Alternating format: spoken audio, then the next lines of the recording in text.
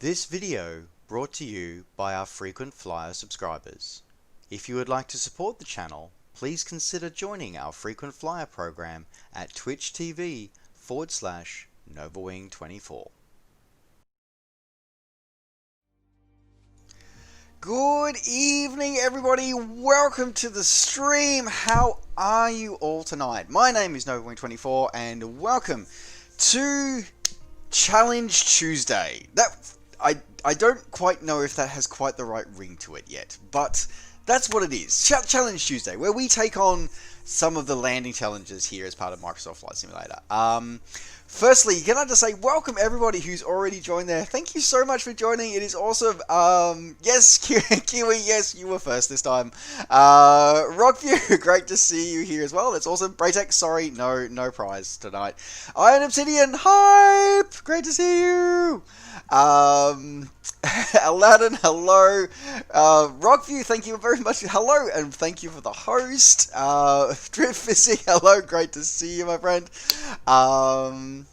Aladdin, I love your suggestion, by the way.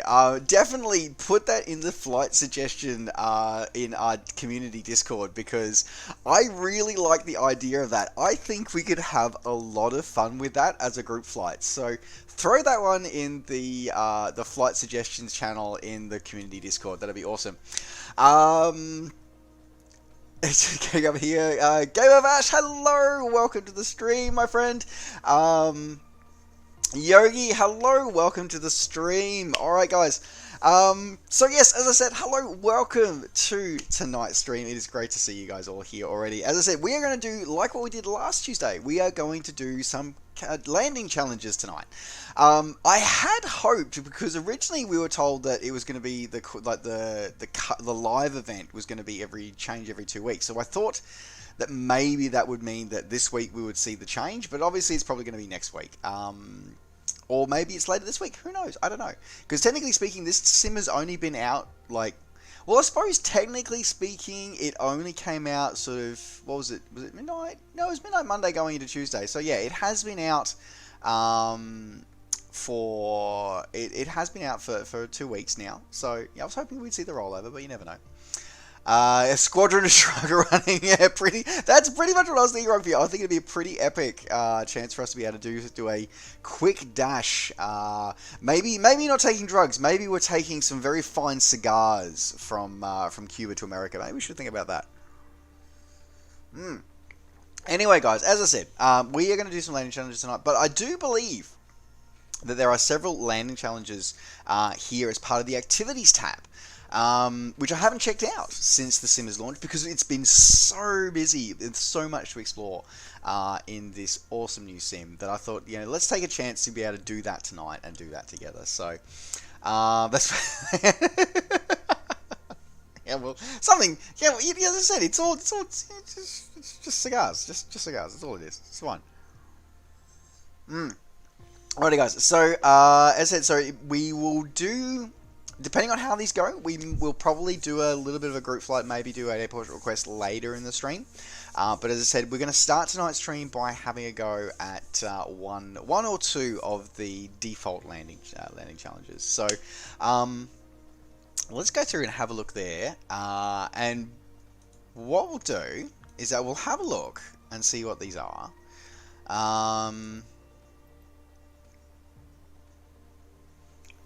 So let's have, as I said, I haven't actually looked through these yet. I feel really bad as a reviewer that I still haven't looked through a lot of this stuff yet. Epic's always going to be a pretty cool thing to do. Well, Courchevel, we kind of did that last week, so that's kind of off the table here. Paro, yeah, okay, I know that one in Bhutan. St. Bartholomew's, Honduras, TNCS, oh, I'm very well aware of Sabah. Oh, very well aware of Sabah. Look like we've done a few times, so maybe we'll do that later on as well. WX53, we've been there quite a lot during our bush trips. It'll be challenging doing that in the caravan. Aspen is a beautiful approach, that one. I do know about that one. Still trying to figure out the Garmin. That's okay. That's okay. I'll be honest, Braytech, is I still find my way with the G1000 with a lot of the buttons. I still find my way through there. uh, Bugalaga. I am tempted with that one as well. But I want to have a look and see what else we have as well. Managed to get 1.5 mil. Nice, congratulations, Rockview. You are definitely doing better than me, sir. With that performance there. Let's have a look. What are these other ones? So Jackson. That doesn't. Okay, so where is K-Jack? That looks like it must be up in the Rockies somewhere. Okay. New York. Okay. Zach Esquid, thank you very much for the host and welcome to the crew. Great to have you on board. Ooh, Nice. That is a beautiful one. The French Riviera. That would be absolutely beautiful. I was devastated when I didn't get to go to the 70.3 there last year. I was a little devastated with that. Sydney. It's too local for me. Quito, in Ecuador. That could be cool in the King Air. Actually, that does look like a different livery of the King Air, though. That is interesting. Drift Physic, thank you very much for the host there as well. That is awesome. Bugalaga, yeah, I like the approach. I think, I am sort of leaning towards doing that Bugalaga one. I think it sounded good. There was a third category. What was the third category? Strong winds. This could be interesting. I've landed with crosswinds at Gibraltar before. It is not fun, particularly if you're trying to make sure that you don't bust airspace. The hardest part about Gibraltar's approach isn't actually, it has nothing to do with the weather or the length of the runway. It actually has to do with not busting airspace, because it's a British overseas territory surrounded by Spain, and you can't bust Spanish airspace when you're on finals. And literally, like the approach path takes you, like, you literally, if your wingtip is literally your wingtip is like, if you're a quarter of a mile, not even that, a tenth of a mile off the line, you will bust Spanish airspace. It is not fun. It is a spectacular approach, though, I'll give you that. Queenstown, high winds, that'll be challenging. Nassau, Bahamas, these are all great places. I didn't say I didn't completely know how the G1000 works, but there are parts of the G1000 I definitely don't know. That is for sure. The cars. So there are traffic lights. Funny enough, there's a set of traffic lights that actually are supposed to stop the traffic there at each end on coming through there, which is really interesting in the Aerosoft rendition of it for the ESP platforms. They actually modelled it pretty well, actually. You know what? I think we're going to go with Bugalaga, I think, tonight. I think we are going to do that one for at least our first challenge tonight. So, buckle in, everybody. This is probably going to get dangerous for everybody. Before we do that, though, what I need to do is I should change my controls to match with the type of aircraft we're going to be flying tonight, which of course is, we are flying turboprop tonight.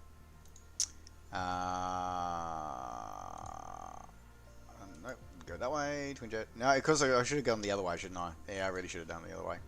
As I said, quality of life, I am really hoping for this to change to a Dropbox. I genuinely am hoping this changes to a Dropbox sooner rather than later. Alright, let's have a look. Yeah, prop axis, that's fine. Throttles, 1, 2, reverse thrust on 15. Yep, good. Okay, that is good. Alright, let's go back to this one. So the update still isn't scheduled for release yet, I believe, Drift. So it's there standing by, but it's not actually been unlocked by the developers yet. So Asobo and Microsoft hinted that it should be sometime in the next week or so, but it's there pre-staged at the moment, but it's not actually accessible for anyone yet. Okay.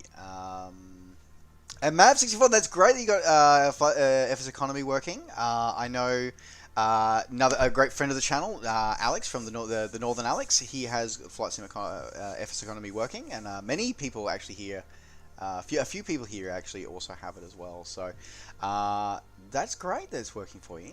I'm just hoping, I'm just looking forward to Air Hauler 2 working in this sim, hopefully sooner rather than later. Alright, let's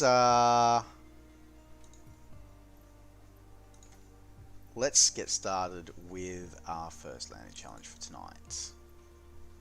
Alright, so let's have a look. Indonesian province of Papua is infamous for its poorly maintained mountainous airstrips. That is very, very true, which are often the only points of contact between locals and the outside world. Yep, also very true. Precipitously steep, sloped, and short runway is no exception. Arrival runway 24, runway length 1600 feet, elevation 6121. So we are running in a hot and high environment, and looks like we're going to be dealt a set of bit of cloudy conditions as well. So this should be rather interesting. Alright, so we have here our honeycomb yoke. I've got my Hotez throttle, my Hotez walk throttle set up. Hopefully we can get this done. Now I should probably preset my controls to make sure I don't accidentally turn anything off when we load in. Landing lights are on. Actually, I'll turn that off. Okay. Alright.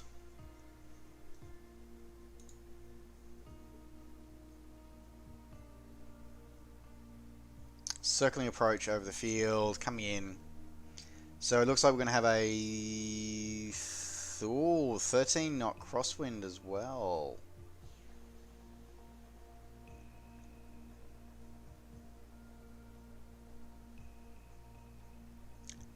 So we'll have a 13 knot tailwind during the approach.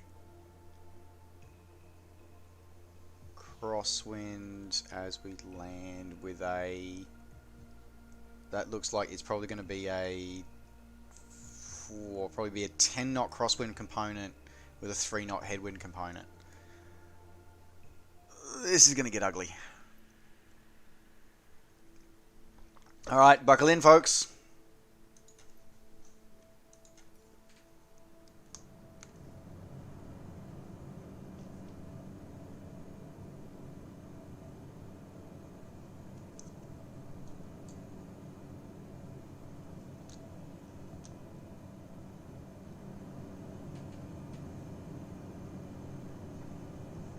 Oh, hang on. Wait a minute. I'm going to have to pause that because I just realized I haven't locked my yoke into place. 1 second, or else this thing is literally going to go flying off my desk. 1 moment, please. Oh. Alright. I promise it's not what it looks like. I promise. Alright. Right, now my yoke should not be going anywhere. Right, and let's take 2. Right.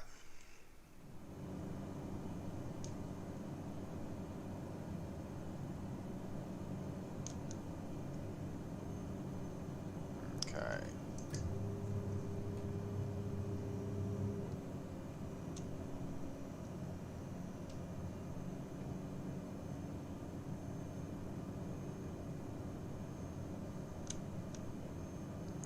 Power.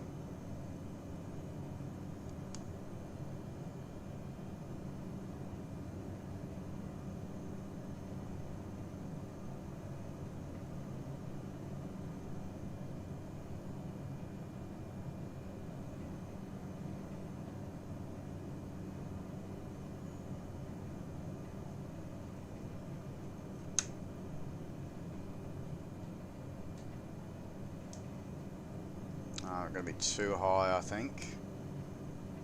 Now we've got to watch the turbine spool lag.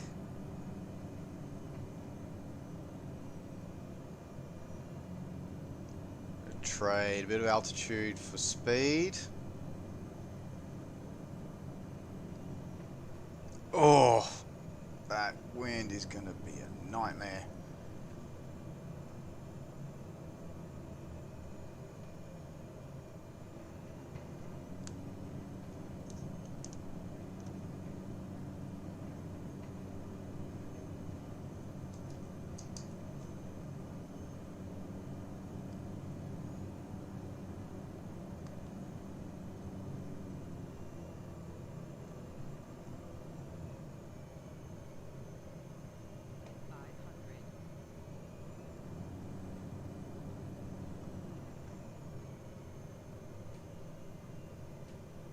Alright, too long.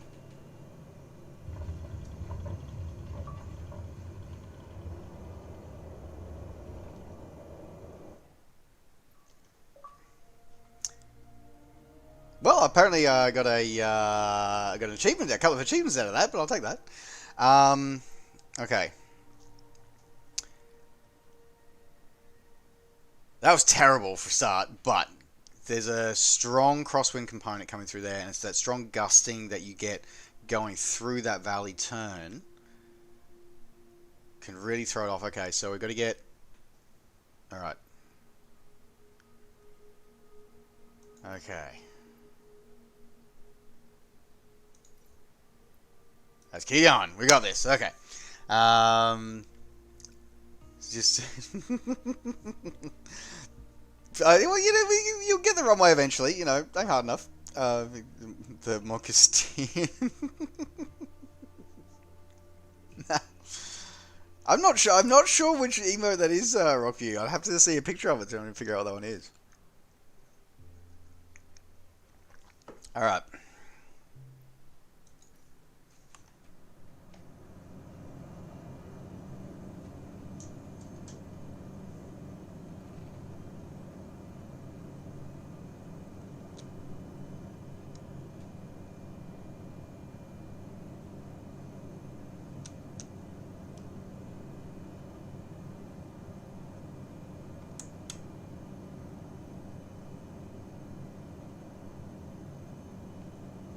Alright, so flying over, got that gusting coming over the mountains there.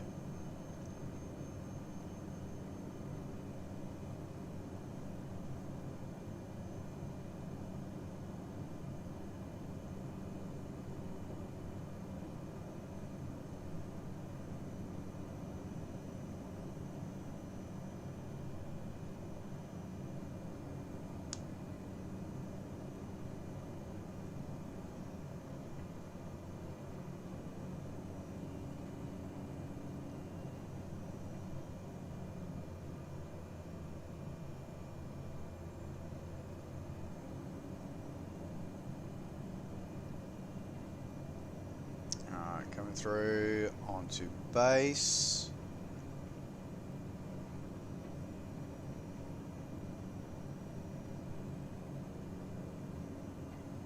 See if we can use this ridge lift to help us keep us aloft.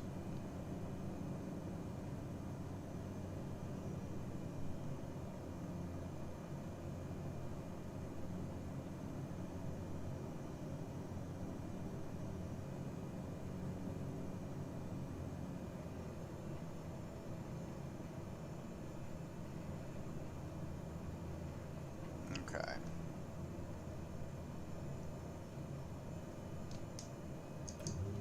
Second notch flaps. Watch the speed bleed off.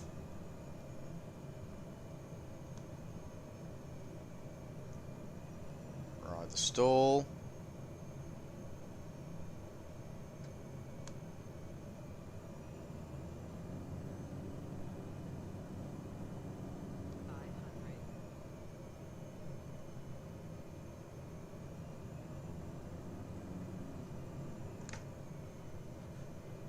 Ah, oh, too tough. Yeah, too hard. Bounced it.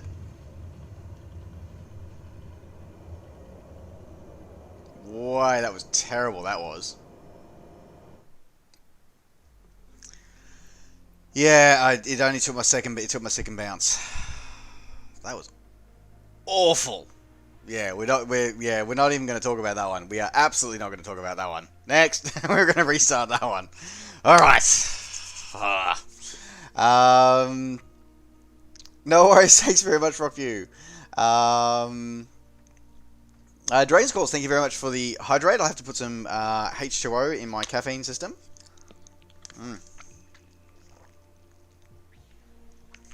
Alrighty. No, Kiwi, we are in the highlands of the Indonesian province of Papua, and we are landing at WX53. We are doing some of the landing challenges here in Microsoft Flight Simulator tonight. Okay.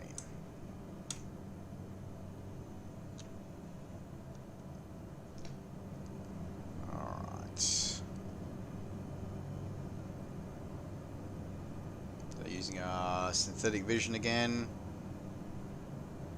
Absolutely, yeah, this is one of the, Rovi, yeah, this is one of the handcrafted airports that's included with the sim. We have landed here in a couple of adventures through Papua New Guinea and West Papua. If we landed and we can use the aircraft the next day, it's a good landing. You know what? I'm not going to disagree with you. I'm not going to disagree with you, Brotag. I am not going to disagree with you on that one. Alright. A little too fast on this one. I'm going to pull back that speed a little bit. Trim the nose up.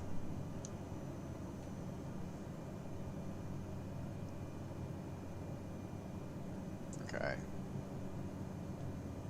Use this ridge lift again.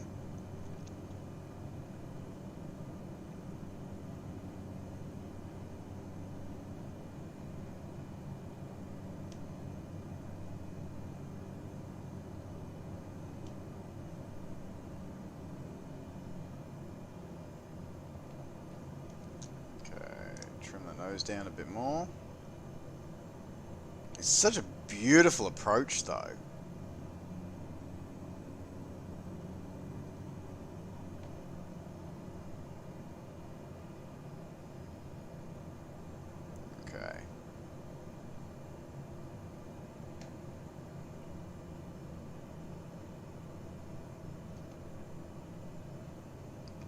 For approach now, we've got a crosswind component.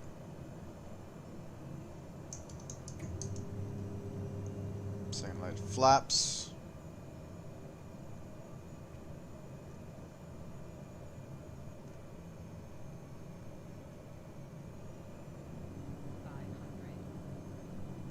Gotta watch that turbine spool lag.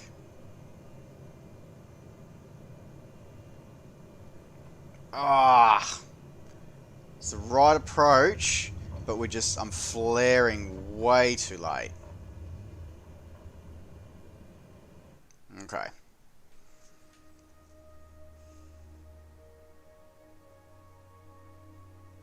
Alright, best one so far. Descent rate's pretty good. We're happy with that. Where we're having the issue is we're too far. We're lofting. We're floating too long, sorry, which is I am flaring too late. I need to flare a bit earlier and get that lined up there. So there you go. Check the friend score. I should do that. Thank you very much for doing that one as well.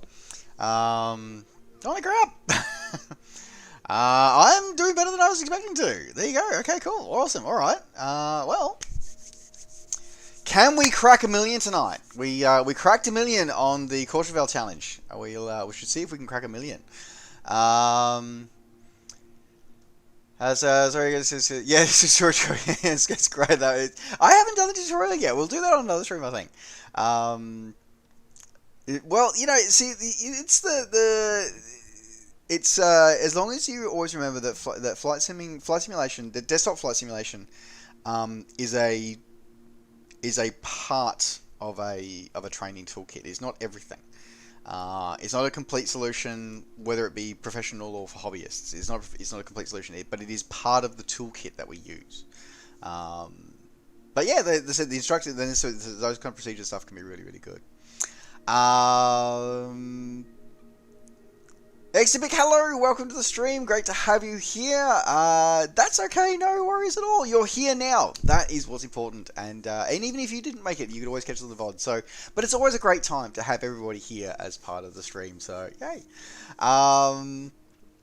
Yeah, the identifying when to flare can be quite the change. Go for the podium. It's like, go for the podium.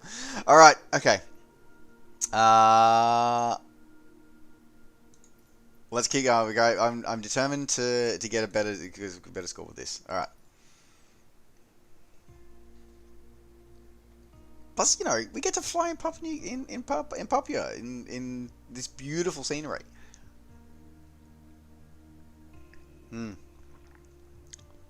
I'm sorry if you. I'm sorry you don't. Though I have to admit, I wonder if like I remember there was always when you did finish the the pilot training lessons in FSX, you actually got a little like virtual certificate. I wonder if you get that in this one because I haven't finished those tutorials yet.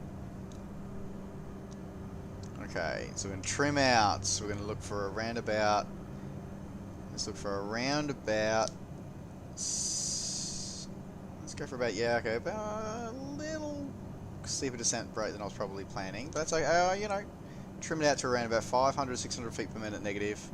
First onto flaps already in. Pull the throttles back. Whoa, we're overspeeding this really quickly.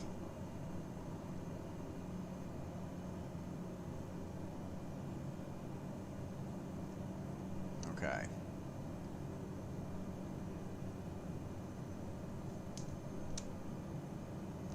Caught a downdraft off the edge of the ridge that time.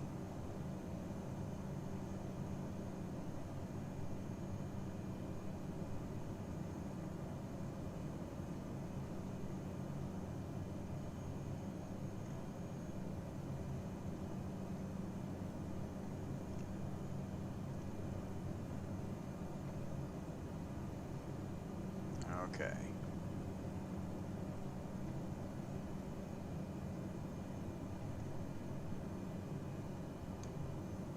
Alright, so we need to bleed off some altitude again because it's 6,200 feet, if I remember correctly, is the runway, but I don't know whether that's the average or whether that's the threshold altitude.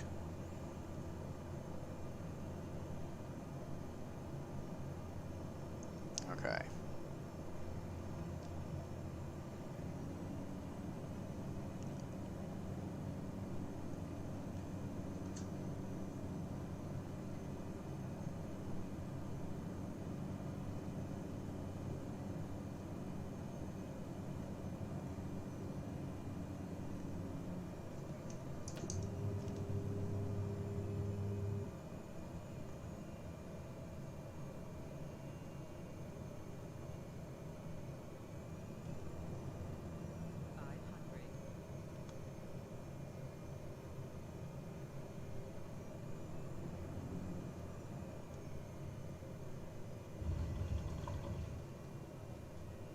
Oh, bounced it. Damn it. Nah. Damn, that was almost perfect too. But we just kicked it a little too hard. Oh, that was terrible. Bounced it. Nah. that's a straight repeat. That's not even. Nope, no. That was a. Ugh.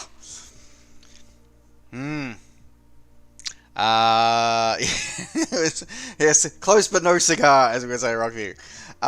It is a challenging approach trip because this is one of those airports with it's one way in, one way out. So you end up landing with about an 11 knot tailwind when you're coming in.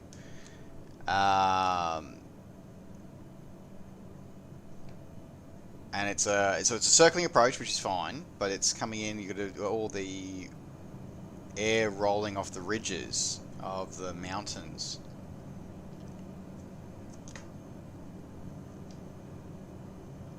Okay.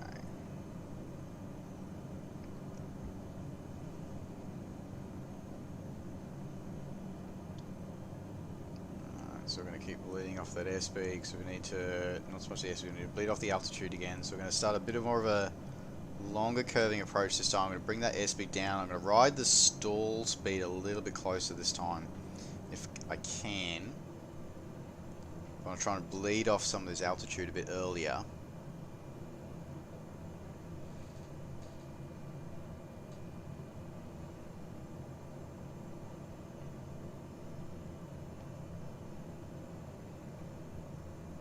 So we need to bleed off about another 400 feet.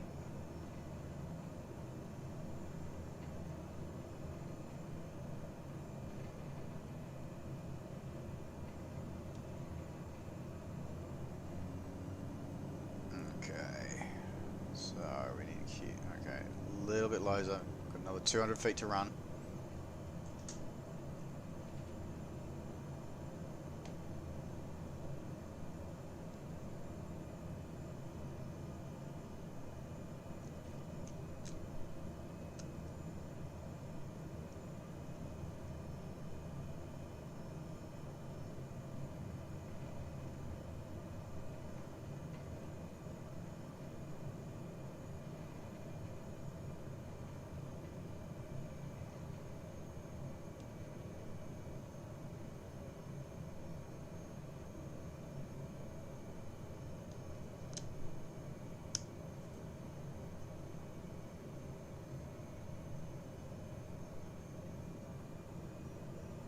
Watch the spool times because we can't be too riding the stall. Power off. Flare.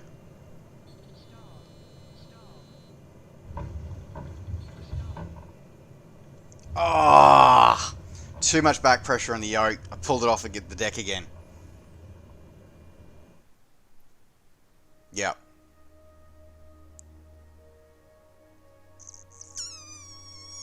Right, so that was okay. So my problem is that I'm not treating it as a landing challenge. I'm treating it as a landing, which is I keep pulling back on the yoke to use aero braking on that final bits, which means that what I'm doing with these conditions is because I'm still trying to split my purpose for landing. So because I'm still trying to pull back on the yoke to bring the nose up to use the aero braking, it's actually ended up lifting my wheels off the ground again because there's sufficient lift and sufficient wind over the airfoil to lift me back up again. So I need to push the nose down because it's about where the challenge is looking. My challenge is looking at the feet per minute of the main gear, not the nose gear. Right.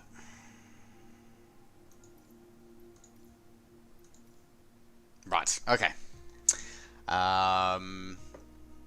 Air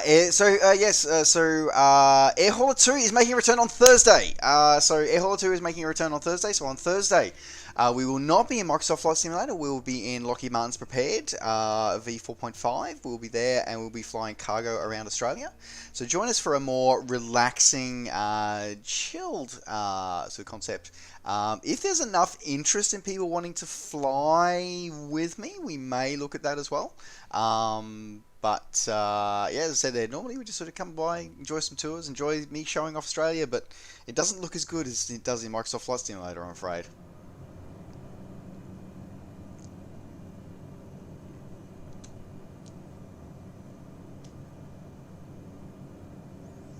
Okay.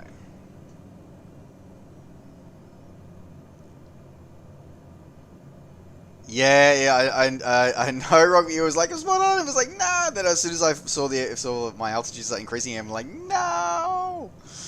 Actually, the flight gear is interesting. I honestly can't really comment on it too much because I haven't used it for. I briefly tried it several years ago. And was not that impressed by it. I know there's a fairly active community supporting it though, and as a free product, like it's interesting. It's definitely I would definitely say it's not very it's not very user friendly. It's for an enthusiast. So you have to be able to be wanting to put a lot of time and effort into it, because there are some challenges with setting it up. At least that's my understanding.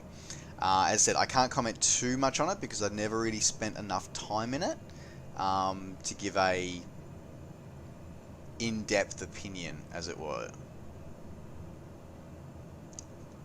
Okay, watch the nose trim.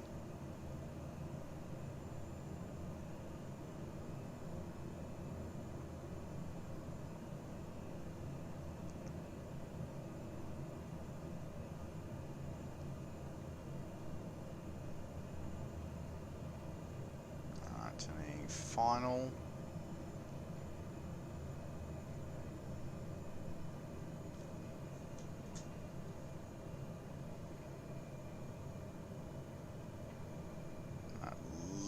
on the overshoot there. Bringing it back. Watching the... Oh, a little bit underpowered. A little too close to stall. Don't want to be this close to stall this far out. But that's okay.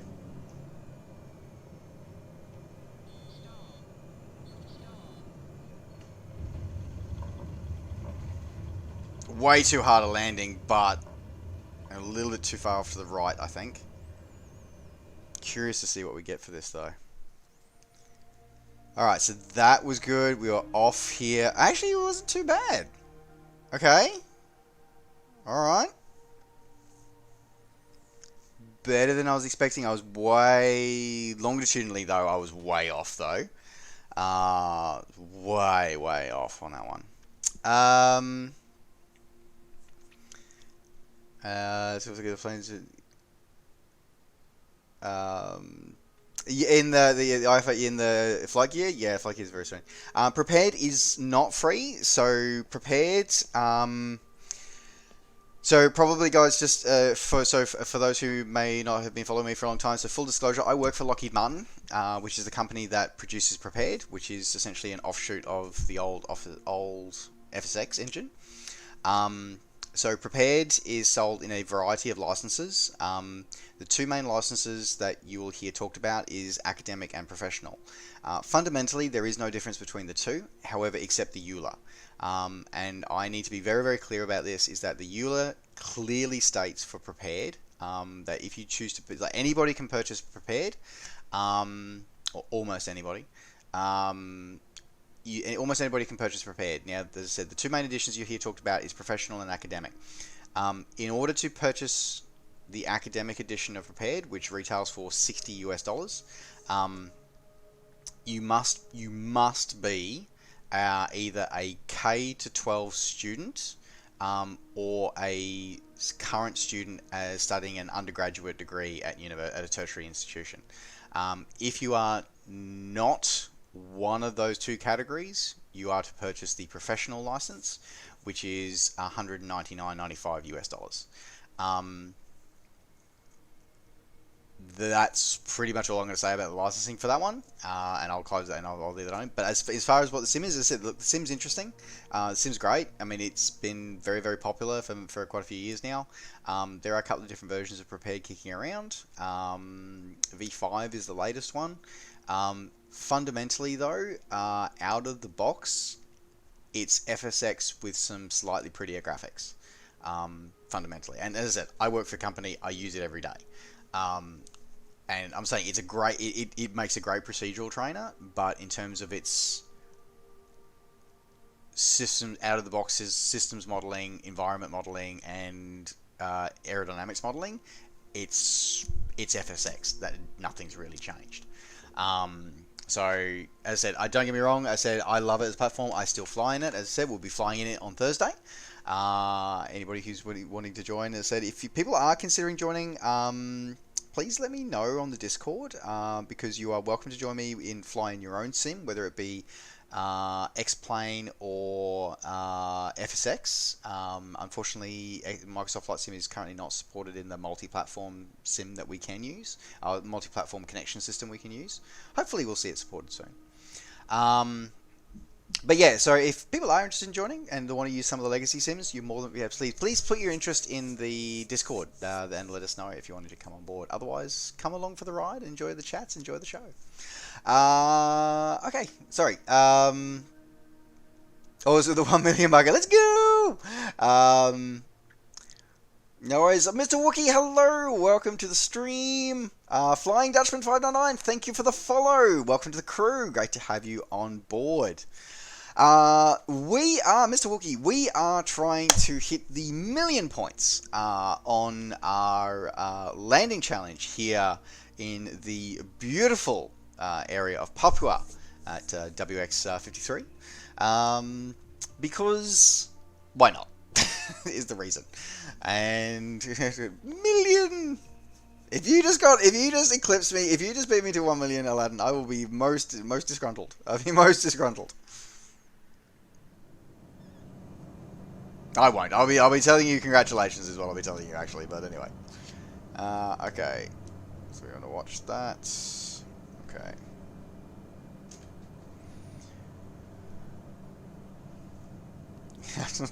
Nice.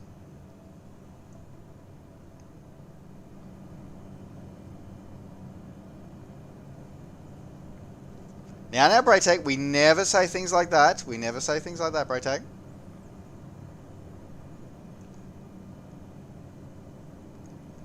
Alright. Good, good, good. Alright. Now we need to bleed off that altitude. So we'll pull the throttles back.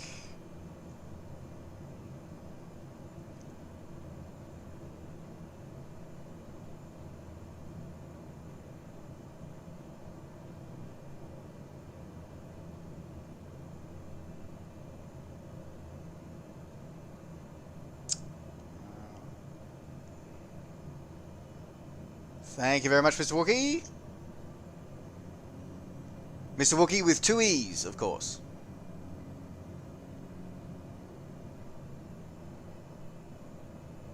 Alright, little high.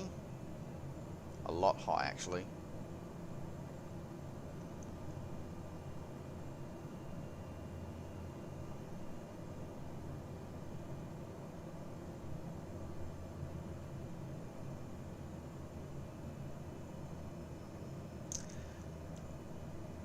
Oh, look, Cheeky Candy Gamer, I would disagree. I would disagree with you on that one.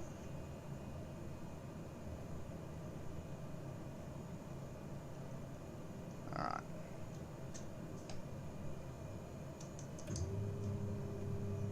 Power on.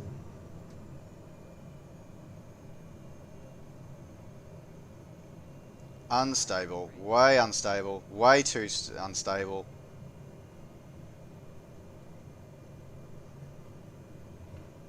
Ah, long, too long, too long.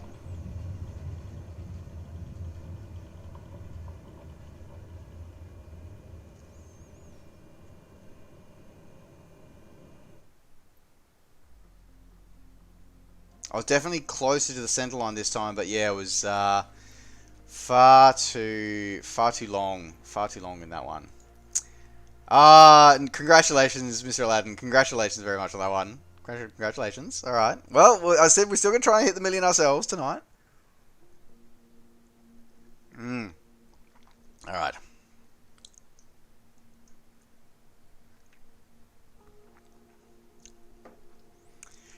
Yeah. So congratulations, Mr. Aladdin. Congratulations on that one. Okay. So one of the worst places to be a pilot. Yeah, it's definitely so. As I said, like Papua New Guinea is a fascinating place to fly because a lot of pilots will end up getting a lot of time here, because there is such a need for pilots, and you do get exposed to so many different flying conditions here.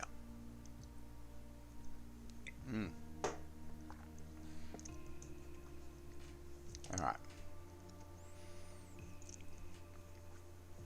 We got this, fam. We can get this. Okay. Ready? Alright.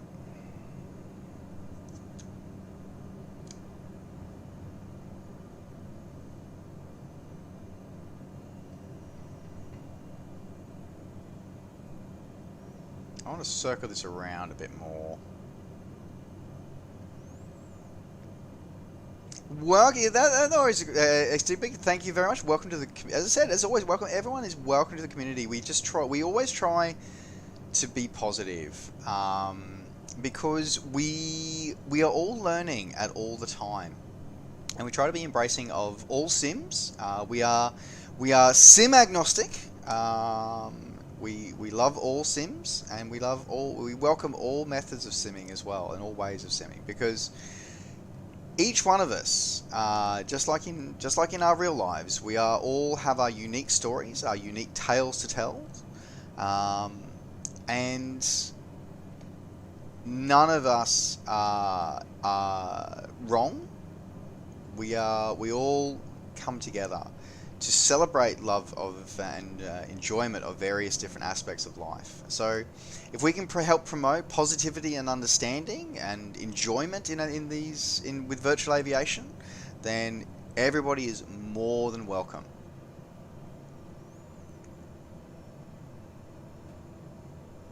All right.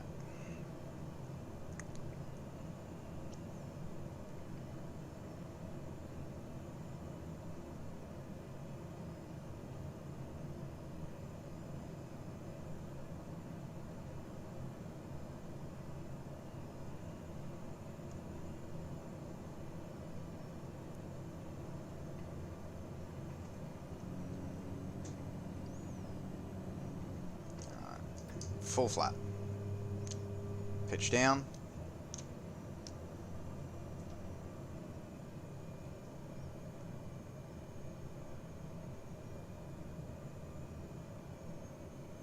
Oh. Crab it in. A lot of back pressure on the yoke. Watching the turbine lag.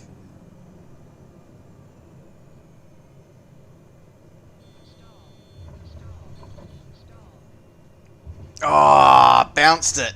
Crap. Damn it. That was that was terrible. That was terrible. I'm pretty sure the aircraft I don't think the aircraft was flying out of that one. I really don't think the aircraft was flying out of that one. Oh dear.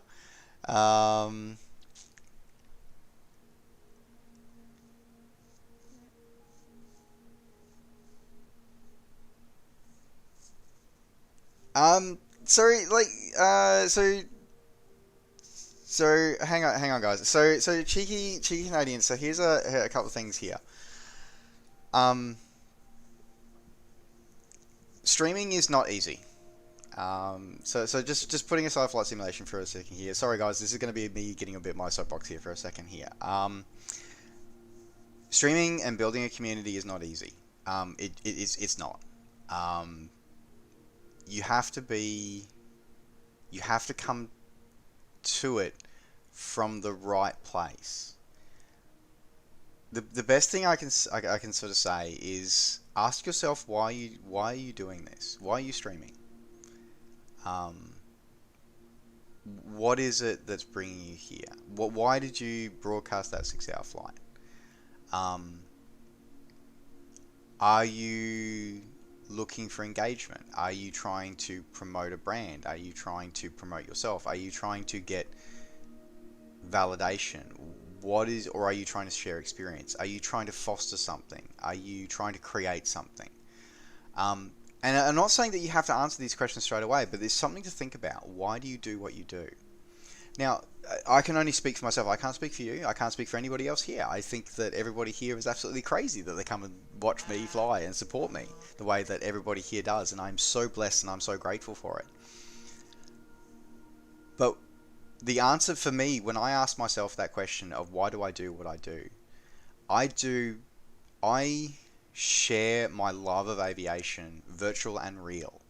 I get a chance and I stream and I make videos on YouTube because I want to share the joy that doing this brings to me.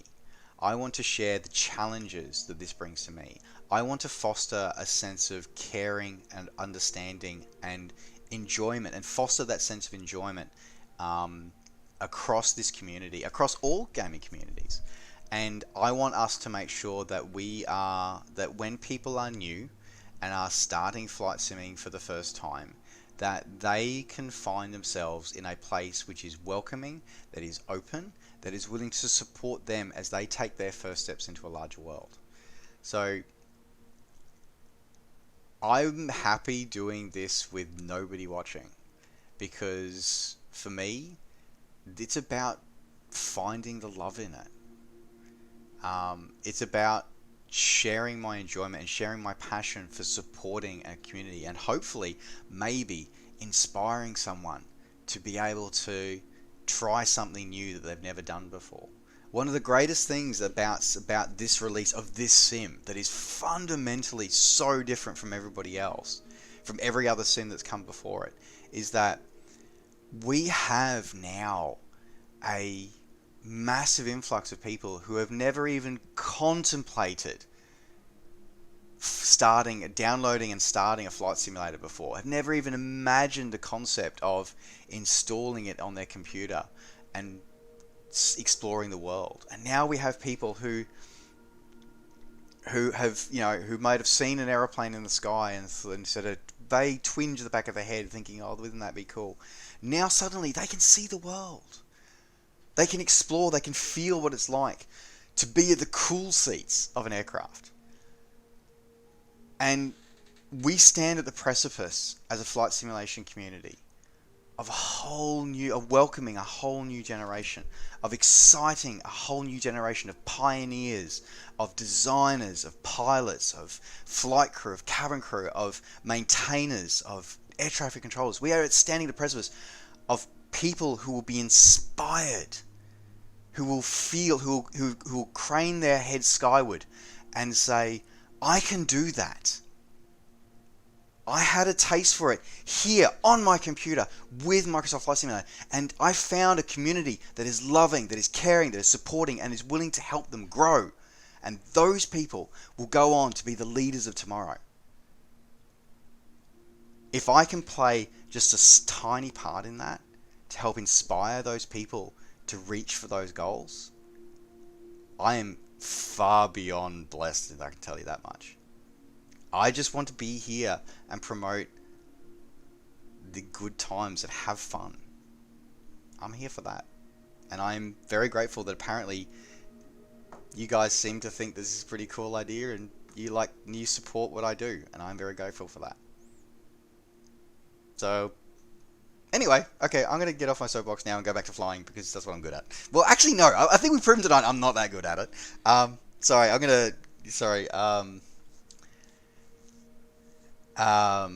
Oh, hello.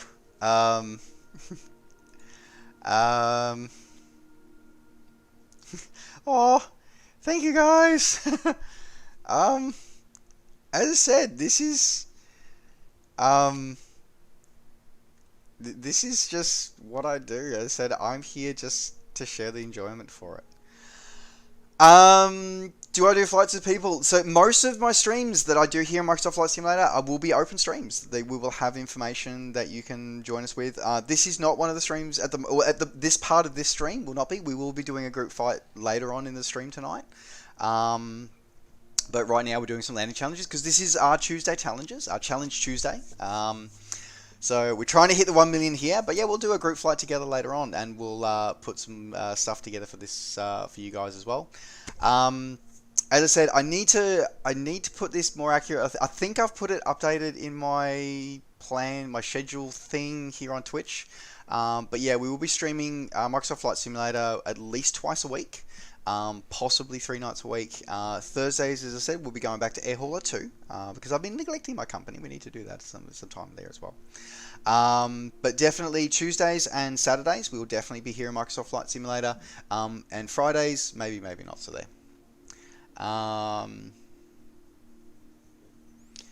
So yeah, guys, you're all always welcome on board. As I said, you're welcome to come on board. And as I said, during one of the group flights, you're more than welcome to join. But in the meantime, let's do some of these. Hey, Stream Joy. I don't know if you're saying, do I do the deep and meaningful chats very often? I don't know. Maybe I do. I don't know, Aladdin. You're gonna have to ask everybody else that one as you've done something because I can't really answer that one question. I suppose I just do what I do.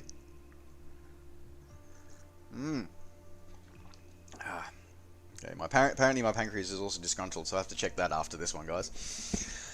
Okay, Dread Midas, hello, welcome to the stream. Thank you, Mr. Wookie, as well. Okay.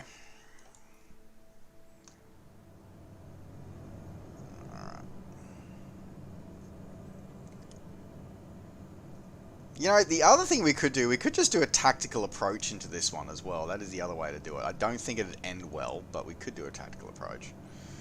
Um,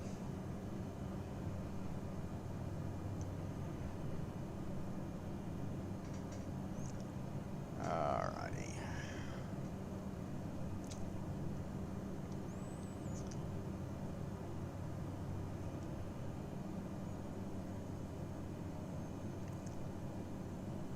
I am doing fantastically well. Thank you, Mr. Dreadmitis. Thank you very much. I am doing fantastically well. Being challenged by this landing challenge here in Papua. Tactical approach is when you trade a lot of altitude very, very quickly. So it's used by... it's referred to that way because of tactical air transport. So in the military, if they need to enter a hot zone or a landing zone which is going to be most likely under fire, it's so they can spend as minimal amount of time exposed to enemy ground fire as possible, which means that they go from their cruising altitude to landing in as short a time as possible. So usually tactical approaches are done as a corkscrew.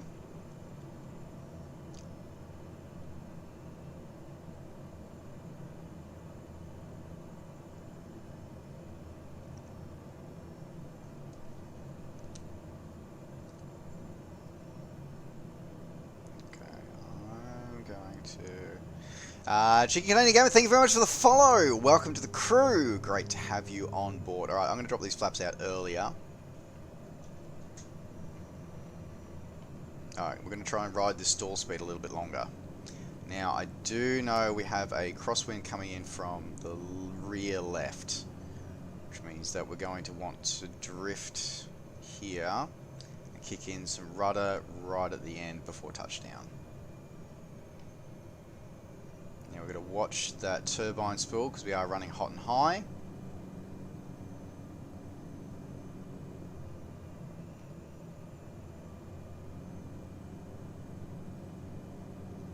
Way too high.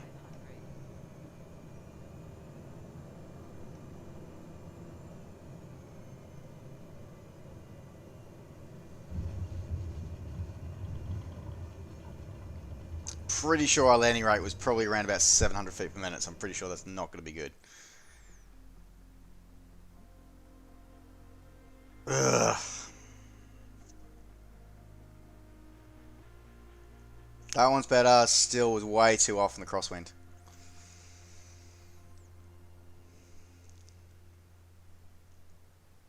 Yeah, so it can be, yeah, the tactical approaches can be S's or corkscrews, depending on the Air Force or the Armed Forces actually, or whoever's teaching them.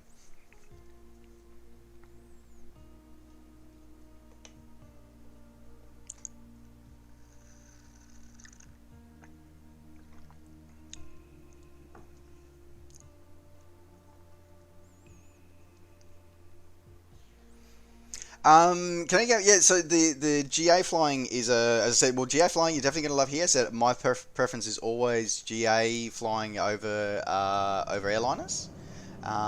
Okay, are you going to come up? Okay, hello, everybody. Austin is coming. My first officer has arrived. So first officer is on deck tonight. Absolutely, I definitely Canadian Gamer. I definitely prefer GA flying over airliners. That's my personal preference, that's for sure. Dreadmice, I'm glad I can help give you a new routine. That's good. After your morning calisthenics, that is good. Scotty Pie, hello. Welcome to the stream. Great to see you.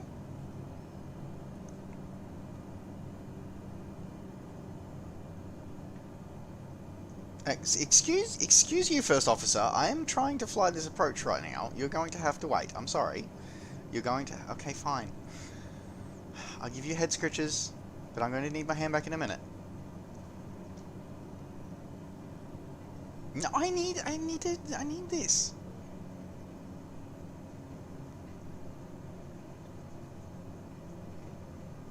I think everybody on stream is just seeing your ear every now and again. So every now and again, when he wants attention, he literally just pats me and is like, "No, you need to come and pat me, Papa."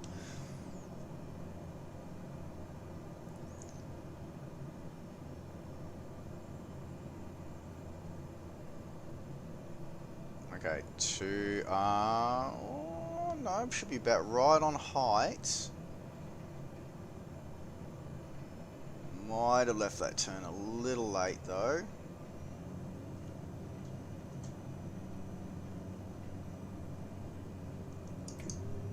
Alright, second notch flaps in.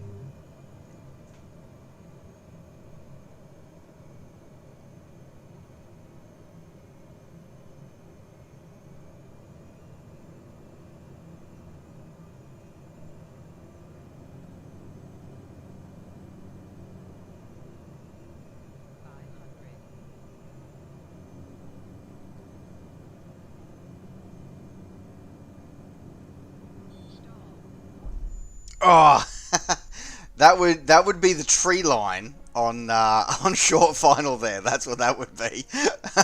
I feel like that. What was that? What was that? It's like that. I think it was one of the Tarzan movies. Was watch out for that tree. Yeah, that was pretty much me. Yeah. Okay. Yes. Okay. Okay. Head scratches now. Head scratches. Oh, come here. Oh. Okay. Say hello to everybody. Nope. Okay. Okay, come here. Okay, are you good? You gonna sit on Papa's lap now? Or are you gonna sit awkwardly on my leg and show your butt to me? Okay, well, at least I'm getting your butt and not the string. Okay. I had a shink at the top of the trees. I think I did too. Okay, let's try that one again.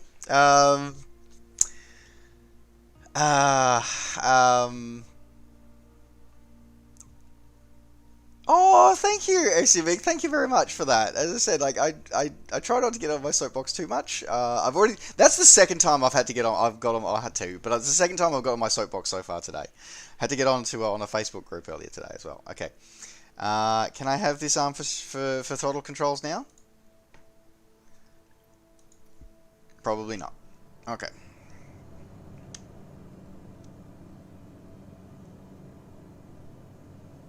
This should be interesting to try and control this with a cat under my arm. This could be rather interesting. Okay. Thank you, kitty.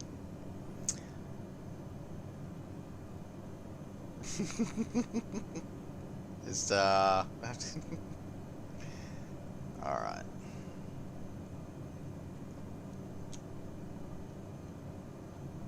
Pushing that trim.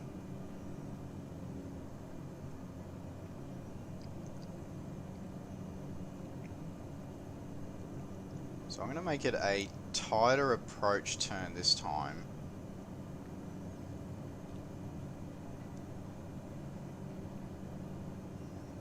Okay, we want to be around about, we want to pop out of this turn at about 6,200 feet.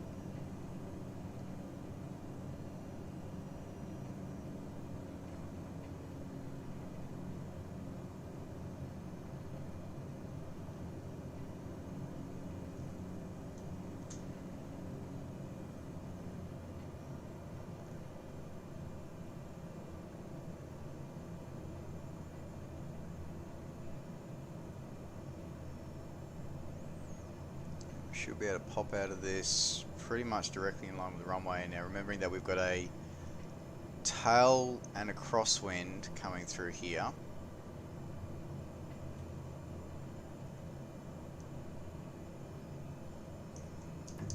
So you can notch flaps in already.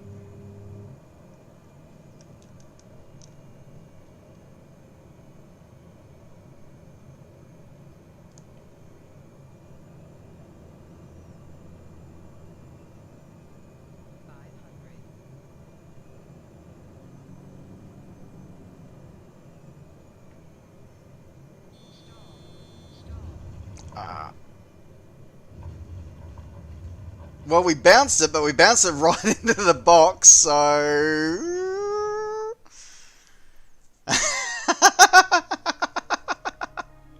Well, we're still off. Yeah, okay, that was terrible. That was absolutely terrible.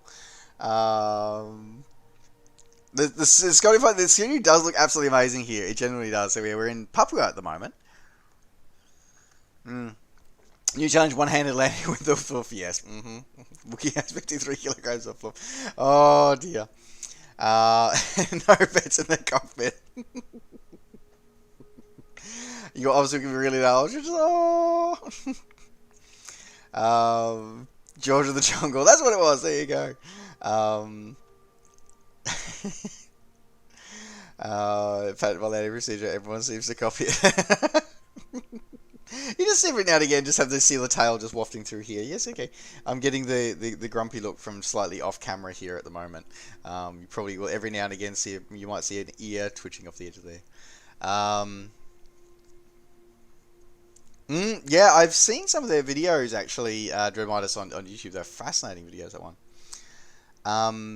Turbo engine aircraft, you have to think, if you, it absolutely correct. So because the turboprop takes time to spool up, just like a jet engine does, it's not instantly responsive.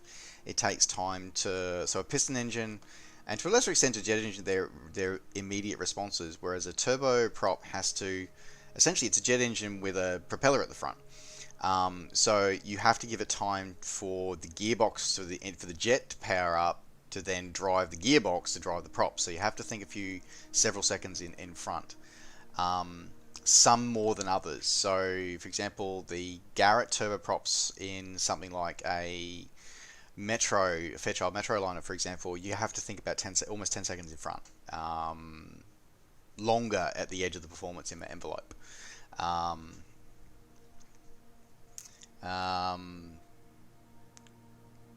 Oh, yeah, they're terrifying, those moments. They are, everyone those ones as well. It's not enough coffee in the next session. No worries.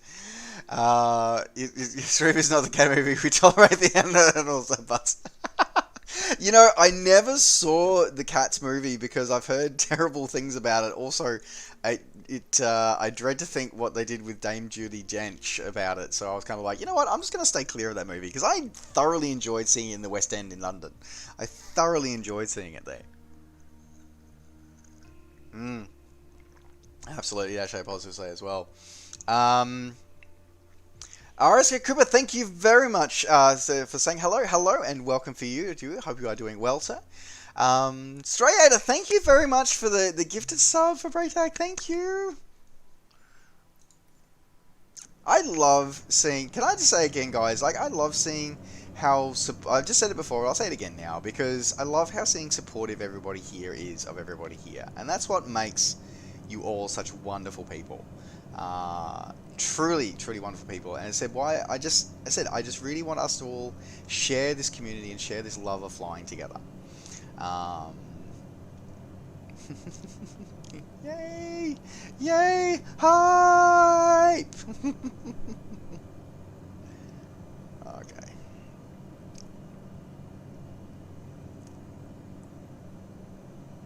You guys, like, seriously, you guys just make, as I said, I happily do this regardless, but you guys make it so much more amazing with how much you support and nurture each other. It makes me so happy when seeing all of the experienced aviators here sharing their wisdom and patience with all the new aviators and encouraging them all to feel like they belong, feel and remind them they do belong to an amazing community. So thank you to everybody for making this amazing community here that we're fostering together. Thank you so much for that.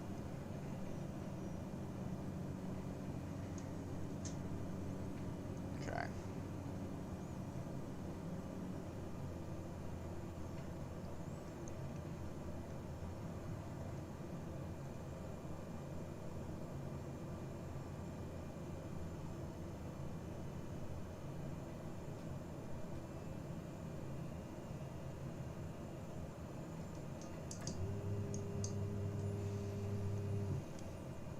Way too high for this one. This is not going to end well. But what we might be able to do is we might use the higher approach angle to flare a little earlier. See if we can stall it on there, I think. Should still be able to ride the stall speed.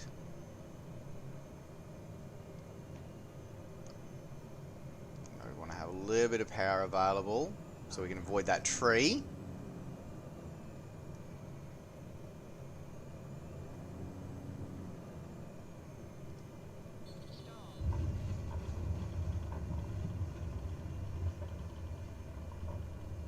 I'm pretty sure we're not going to get much better than that.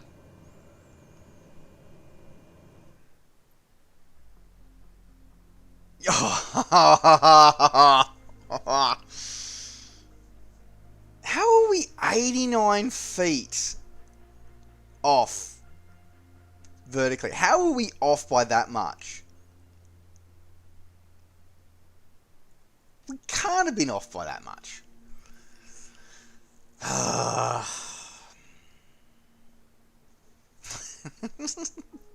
Are we? Oh, nearly. Yeah, we are. We nearly are too. Oh, there you go. Generosity never killed the cat. It did not. She's on the cub.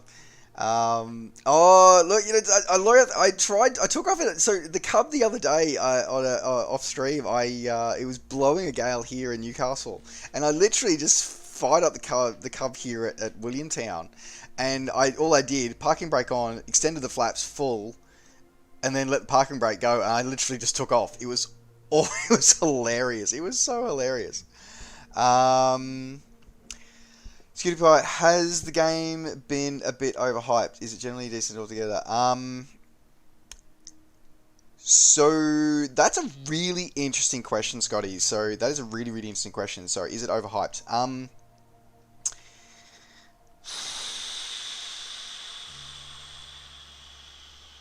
Tough thing to say. In some ways, yes, it has been. In some ways, I think this sim. So sorry, guys, we're going to have a break. We're going to have a brief break from flying for a moment while I get on a different kind of soapbox this time. I think in some ways the game has actually become a victim of its own success. So what's happened is that because the world has been done with photoreal, like pretty much total photoreal, and a lot of detail, like where people are literally finding their own houses here in this sim, that people are paying attention to details that they never would have looked at in legacy sims. People are paying attention to things that are just simply were completely ignored elsewhere. Thank you for the hydrate as well, by the way. So in terms of this is in my experience. My recommendation is that this sim is the absolute best sim out desktop. This is the best home desktop flight simulation software out there. Period. End of conversation. It gives you the most immersion. It is the most realistic feeling without actually being in a real aircraft or a full motion level D simulator. Is it perfect? No, absolutely not. Does it have bugs? Absolutely. Was it ready for release? I think it could have done with another few weeks or months in the oven before it was released. However, even in its current state, with its current bugs, it is still superior to anything else out there on the market right now. So, has it been overhyped? Yes and no, as I said. I think the overall experience is, as I said, superior to everything else out there on the market. To get the other two leaders in the home desktop simulation market, Prepared and X-Plane 11, you would have to spend, I believe, in the order of about $1,500 to $2,000 to get it up to the same level of quality that this has to you for $60. So I think that says everything. Now, unfortunately, there are some people who are willing to badmouth this sim and denigrate it based on the tiny imperfections, or some of the relatively small imperfections that the other sims have in spades. But because a lot of these individuals have, and just like myself, have invested a significant portion of money into our legacy sims, we tend to get attached to that value of that of that investment. So they're trying to tear down this newcomer and say that their old way is better. Their old way is different. It's not better. Does this sim? There are certain things this sim does not do well, but also fundamentally, it is also closer to the real thing than anything else. Now, personally, I have stick time, so pilot in command or right hand seat time in several airframes that are in this sim or very, very close to aircraft that are in this sim. And it matches my experience in the real world with ours far better than anything else does. So in that regard alone, I will say that it's on point. I have never flown an airliner. The closest I've flown to an airliner is I flew in the right-hand seat of a Metro 23 and the right-hand seat of a King Air. They are the closest I've come to flying in an airliner. So I've flown in turboprops and GAs. So I don't know how to program an FMC. I don't know. But what I find interesting and concerning is that all the people that are saying how absolutely terrible this sim is, oh, this sim is rubbish, this sim is shit, it's crap, that flies like crap, nothing works the way it's supposed to. Without fail, all of those people are complaining about either the Airbus A320neo or the 747-8i, and not one of those people I have spoken to that have said that have actual time on the actual flight deck of either of those airframes. So they may have significant amount of time on the X-Plane 11 or prepared version of said aircraft, but they have zero time in an actual aircraft. So that really annoys me and really concerns me, and is something that I crusade against. As I said, I'm not going to denigrate someone who chooses to fly airliners in any sim. If you choose to do that, that is absolutely your thing. They fascinate me in a way. I don't usually fly them, but I will fully support everyone. And every now and again, I will fly a tube liner once in a blue moon. Once in a blue red moon, but I will fly one for something different, an experience and a challenge. But it's not what I fly every day. And there are other people who do that all the time, and that is absolutely fine. I support if you choose to fly in those sims, and if you choose to simulate in that way and fly a tube liner, good luck to you. I support you. I am proud of you. But never denigrate somebody else's simulation experience by saying that you're not a real simmer. I'm not sorry, and I don't mean to say this. This is the royal you I'm using, by the way, folks. Is to all of you community. I love you all, but never, never have anybody say, or nobody should ever say, you're not a real flight simmer because you don't fly 8 hours inside of a 737. Tell them to get fucked. Pardon my French, but tell them to get fucked. They are part of what's wrong with this community. So, sorry, I'll get off my soapbox again now, and let me catch up on the rest of the chat here now. So, in a long way of saying that, has this sim been overhyped? It's become a victim of its own success, I think, rather than overhyped. A victim of its own success. Sorry, now I'm going to catch up on chat for a long time here. Kitty has left now, sorry.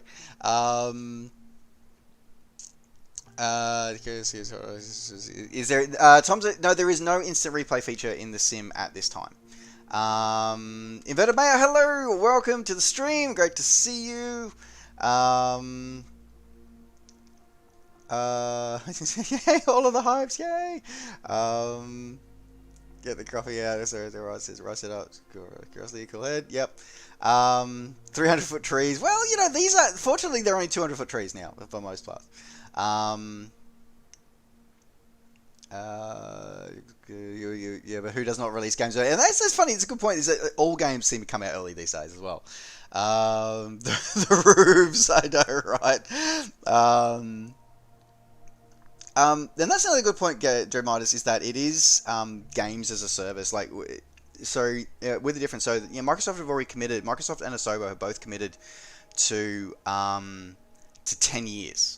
Like this is a 10-year commitment they've made to start with, and we have to be mindful of that as well. We have to be mindful that it is part of that as well. So, don't travel out for travel in your own home. Yeah, it's an interesting and it's an interesting. I've heard that talked about Australia later. Is that it is a maybe a not narcissistic, but a sort of a different way of looking at it, of going, taking advantage of the global situation at the moment, because we can't travel, we can't go overseas, we can't fly internationally or interstate in Australia. So why not see the world from the comfort of your own home? So I think it's I don't want to say it's pessimistic of me, but you know, it was very fortuitous that they got that to take that through there as well. It's something just have coffee radio. Yeah, I know. We need our radials, Kiwi. We absolutely need our radials.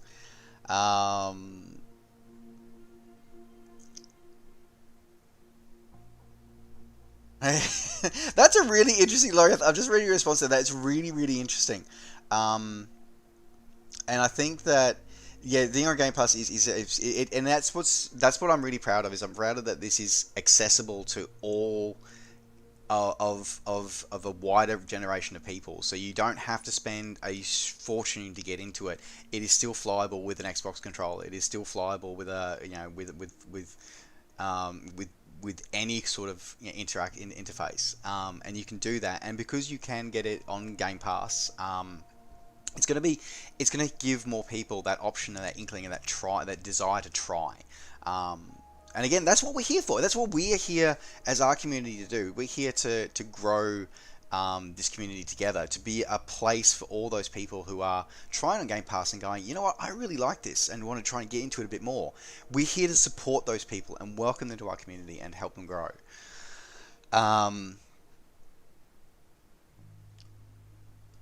Yeah, I agree with Australia. I agree. Yeah, we said I had some overspeed problems, but that's probably just me. Pick the lid. As it is, soapbox. Maybe I should have that as an emote. We should have a soapbox emote. Maybe we should do that. You choose one of another. Yep. Piston radials. A soapbox reward. Skinny Pie, no worries. Yeah, I said I feel very passionate about a lot of this stuff, so we'll see. Thank you very much for the follow, by the way. Welcome to the crew. Great to have you on board. No need to watch a useless death over and over. Oh dear. Yeah, never. Yeah, no, understanding where the limits are. Don't try to find them in real life. That's right.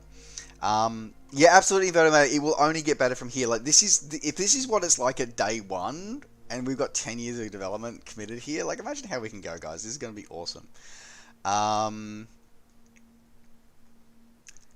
Actually, Skinny Pie, they haven't actually. There wasn't. I think that unless there was an urgent hotfix, which I didn't see, which I don't remember, then I think that mainly it is going to be the patch is coming. It's a fairly big patch, and I think it's coming either later this week or early next week.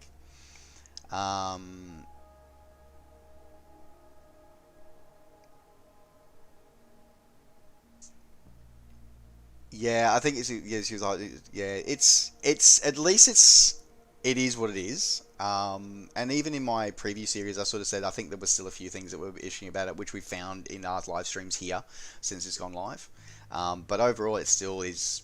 I think it's still more polished than any EA product that's come out over the last few years on day one launch. That's for sure. At least there wasn't a day one. Well, I suppose I was about to say there wasn't a day one patch, but it wasn't a day one patch. It was a day one install of nearly 100 gig. Black Wolves, hello, good morning, welcome to the stream, great to see you. I had a mixed weekend. I should probably have a chat about that a little bit later on. Yeah, we're hoping it should be this Thursday's coming through for there as well. No worries at all, Scotty Park. As I said, yeah, the Microsoft and Sobo talked about the patches coming, and it is actually, for those who have the game installed, you can see it's grayed out and it is coming, but it hasn't unlocked yet. That's all right. Yeah, well, you know what? I'm gonna give this one more try. I want to see if I'm still wanting to get a million, but you know what? I'll give it one more try, and then we'll see if we do another flight. So let's see what we can do. I haven't read that quote from Phil Spencer, but that is really good. I have a lot of respect for Phil Spencer. I have a lot of respect for him. I've never dealt with him personally, but I have a lot of respect for him and his stances on things. My only wish is that he had been more in charge of the if he'd had a lot more to do with Mixer than he did. But that's a sore point. But then again, I probably would never have met many of you who are here if it hadn't been for the tragedy of Mixer shutting down. Given that I am a Mixer refugee.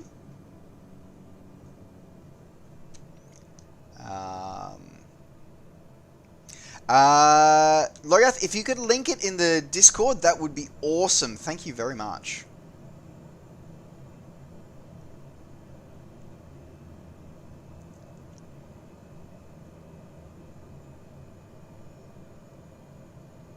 Okay.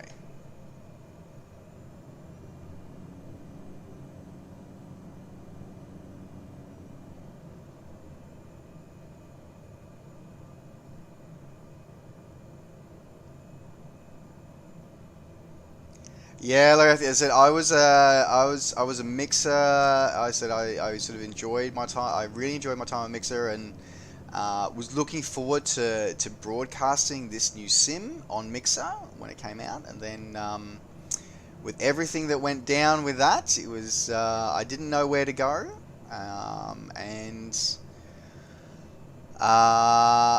in the end, it was Mr. Triplication, who I think is still lurking around here in the chat somewhere, who eventually sort of convinced me that I should give Twitch a go, and because I'd had a very negative experience on Twitch previously, so really was not wanting to, was really not looking forward to moving homes, and then and really didn't like the idea, especially of coming to Twitch. But yeah, it was Mr. Tripp sort of suggested that I should give it another go. So I did, and here we all are, flying together tonight. Alright, flaps 2.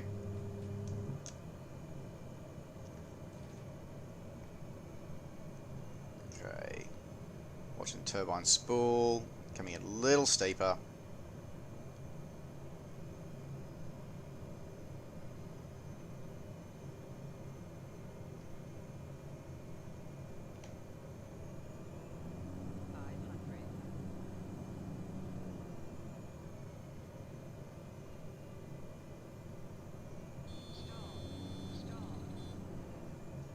Ah, way too long.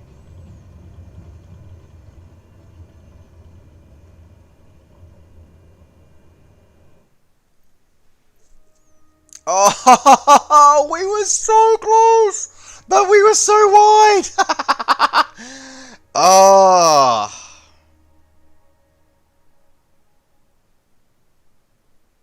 So frustrating. Ah. Oh my god.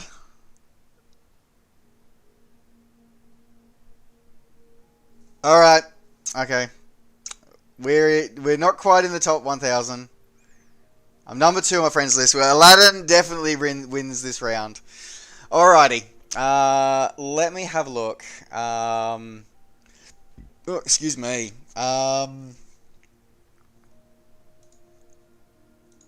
Alright, one more hydrate to pick up. So, alright guys, if we are looking at doing a community flight, okay guys, we'll take one request. So if anybody has an airport request, pop it in the chat.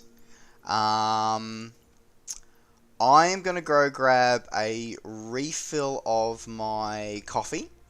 So I'll give you guys a couple of minutes. So if anybody has an airport they'd like to redeem, please put your request in. And then I'll grab a coffee in the meantime. So we'll be a couple of minutes, and we'll come back and we'll check it out. Otherwise, we'll pick somewhere cool to fly. So I'll leave you guys to it, and I'll be back in probably around about 5 minutes or so. We'll see you guys very, very shortly. Alrighty. Oh, a little bit of a cracking in the voice there. Alrighty, let's have a look. So look at that. Where are we looking at? So what are we looking at?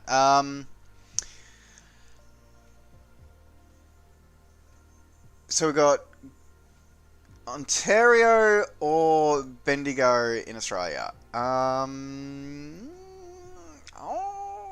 Where is this one in Ontario? Let's have a look. It is very peaceful music, isn't it? XTV, it is very peaceful music. CYZE. Let's have a look. Oh, it means we just after dawn there. Sorry, Kiwi. I think I'm going to go with this one. I think because I haven't explored this part of Canada yet. And you know what? Yeah, okay, this one wins. Sorry, Kiwi. We'll do going to go another one. This one wins because I can probably head down into Pelston. I wouldn't mind going to Pelston actually. So let's have a look.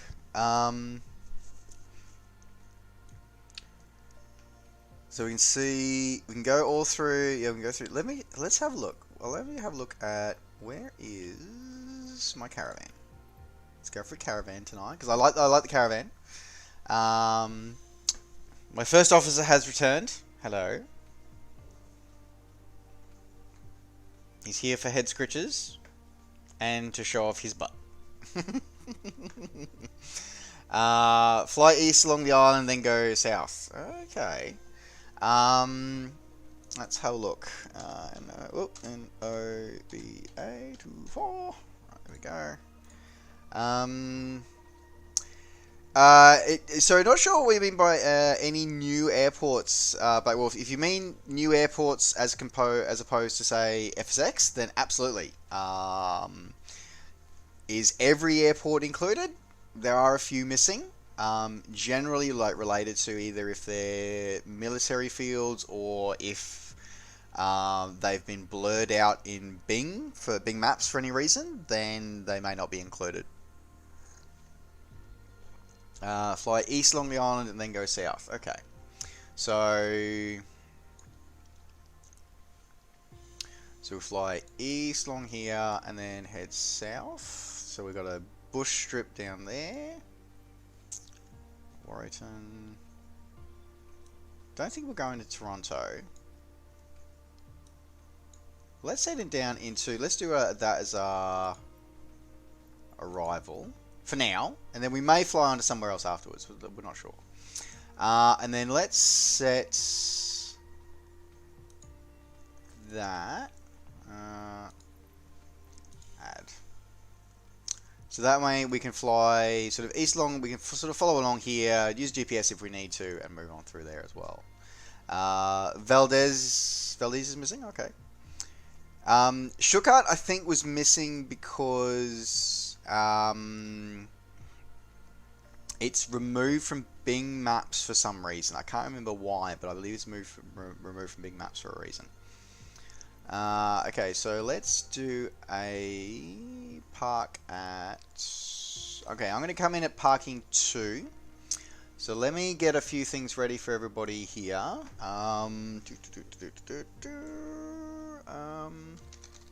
Excuse you. My other co-pilot is letting me know that he is here behind me. Alright, let's add some details here. Alright. So all players lower the time, and we're starting it. We're doing. Okay, let me just update all the details for everybody here, guys. Give me a minute or two. To CYVV. Cruise speed. Let's do.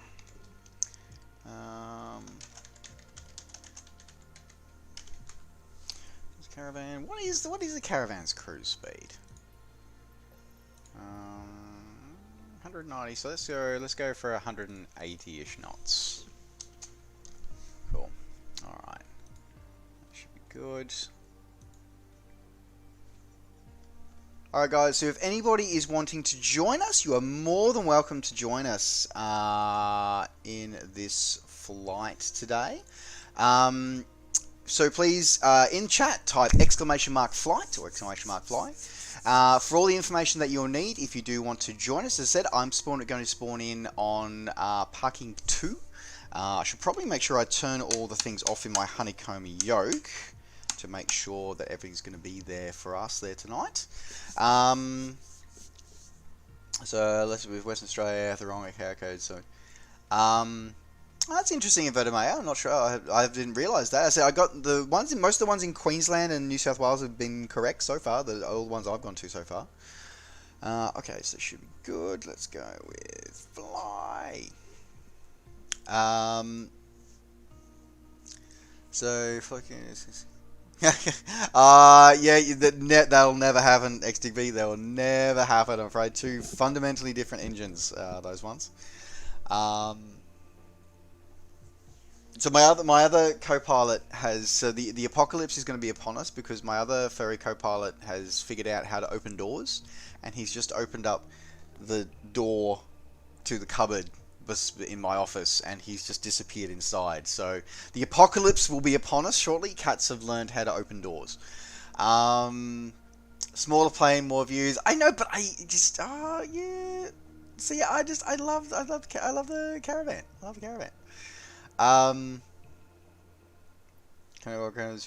Winter like the American groundhog. Oh, there you go. I did not know that. That is really cool.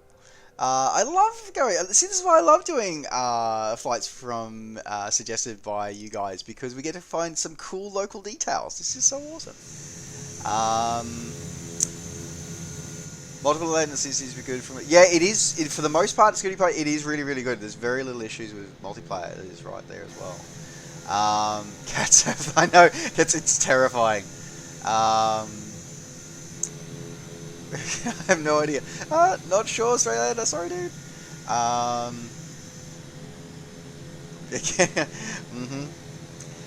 Yes, thank you, Mr. Wookie. Alright, let me spawn in here so I can actually start this aircraft up, because it's been a hot minute. Now, let's see if I can remember how to start this aircraft straight away. Okay, so battery master is on, beacon is on. Okay, prop is full, mixture set to rich, flaps are up, fuel clock is open. Alright, I think we should be good. Avionics master is on, beacon on.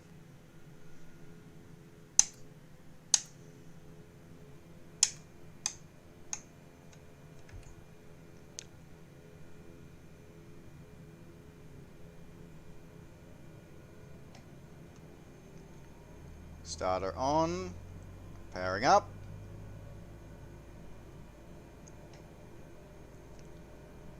ITT open.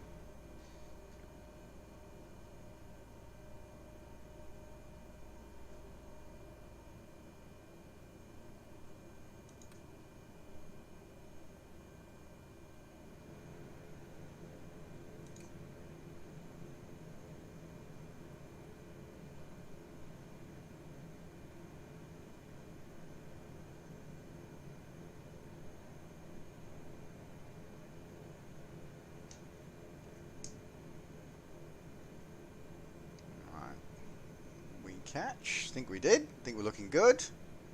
Torque is not registering, so nope.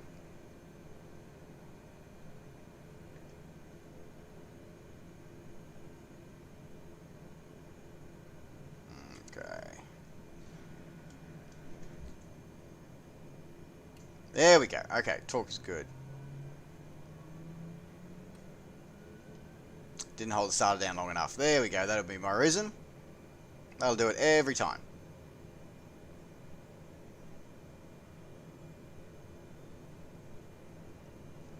Alright, spooling up. Avionics busters are on. Taxi lights on. Nav lights on. Strobe lights are on.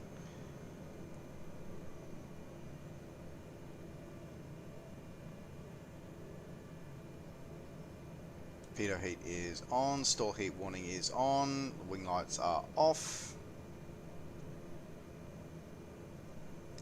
Go, looking good. Okay.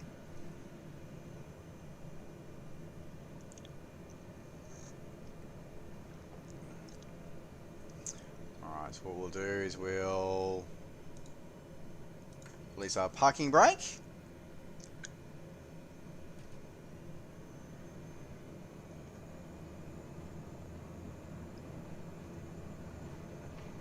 Oh, there's a tanker there. That's a bit awkward.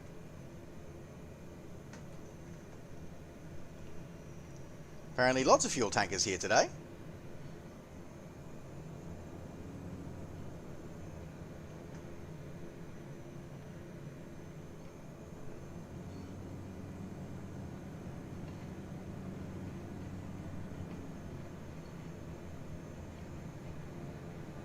We'll just not mind the TBM that's just chilling there 6 feet above the ground.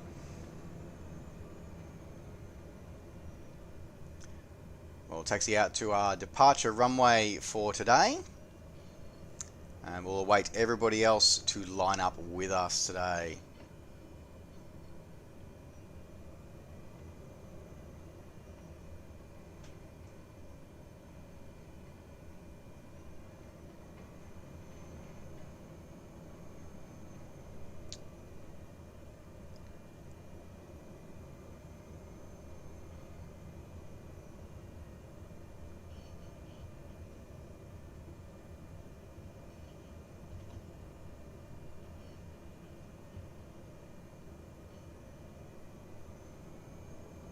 Did that taxi marker before give us that it was going to be 01 over here? I think it did. Sorry, the 211, sorry, which I think it did.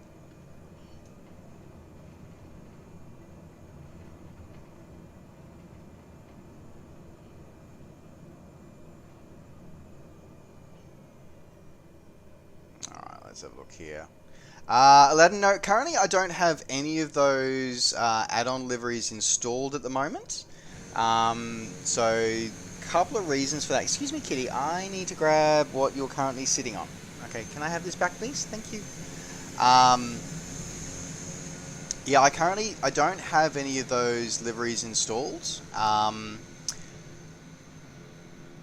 still working through a couple of things in terms of how those liveries are handled for myself with way because I intend to produce a lot of my liveries, bring a lot of them to the new sim. However, at the moment, I'm not happy with the way the SDK has been laid out for livery developers because there seems to be conflicts with people's packs clashing. So I don't want to have people to choose between my liveries and another set of liveries.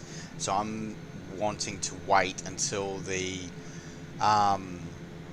SDK is a bit more refined and it supports livery creators from being able to issue multiple liveries rather than having to keep it all updating in one pack. So I'm going to wait till the next patch at least and see where we go to from there.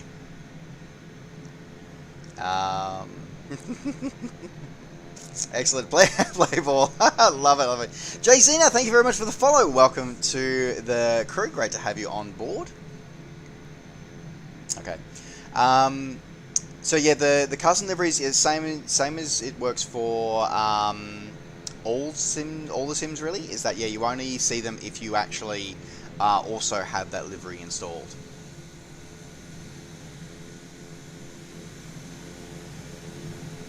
All right, grab a quick picture there.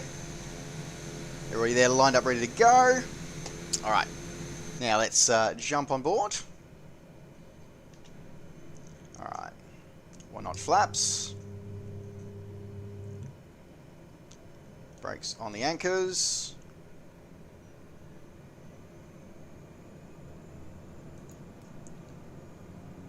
Engine spooling. And release. ITT maxing, torque maxing.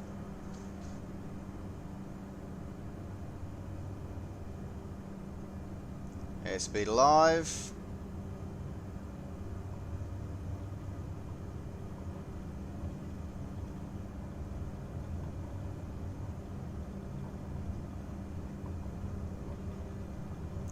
knots. Rotate.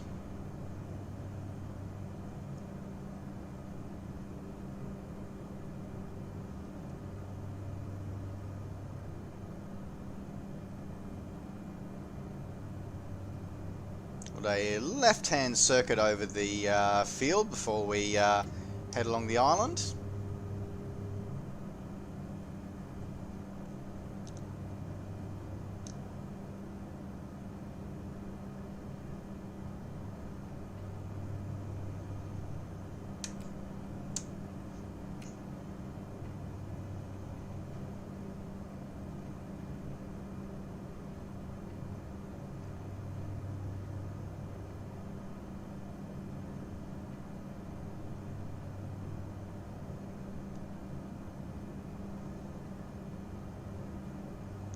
I think mostly it actually has to do with I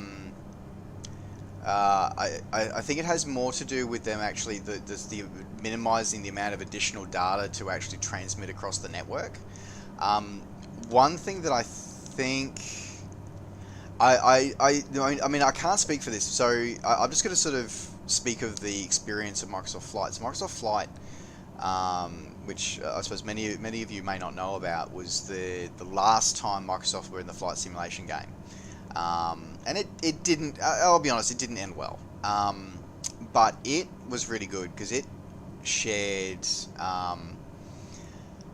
So it shared all the information across the network in terms of as long as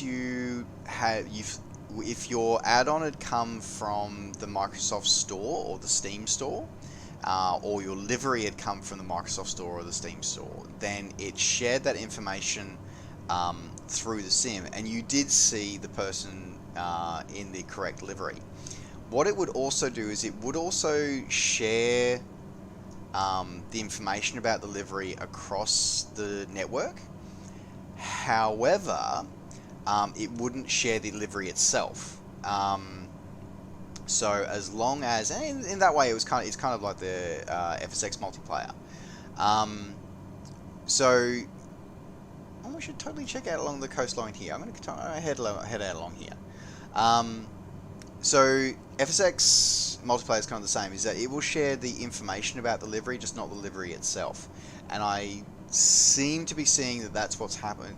Well, as I said, at the moment, there's only by default only a single livery for aircraft at the moment. So we don't really have any real base comparison at the moment. So if we start seeing additional Microsoft supplied liveries, or if we start seeing additional liveries delivered by the marketplace, that might be where we might start seeing that information carried across.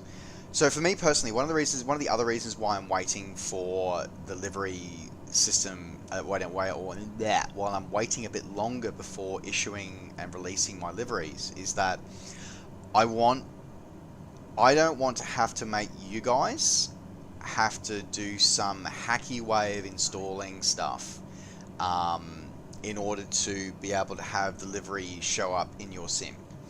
I don't think that you should have to do that. I think it should be able to be delivered through this sim, because this sim there's a lot going on under the hood that I've seen with the marketplace and the integrations of add-ons that we can really benefit from. And at the end of the day, guys, we actually have to thank the console community for that, because of that seamless experience. So I want to make sure that whenever I release any of my free liveries or any of my paid liveries, I want to make sure that the experience is as seamless as possible for you guys, so that you don't have to break your system in order to be able to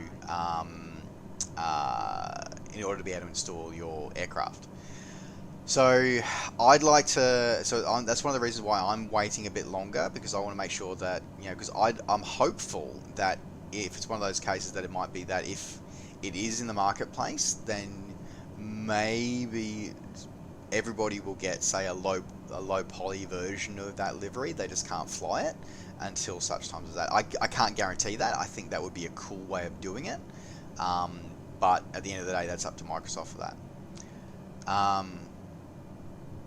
Oh, Dread Modest, really? That makes me sad.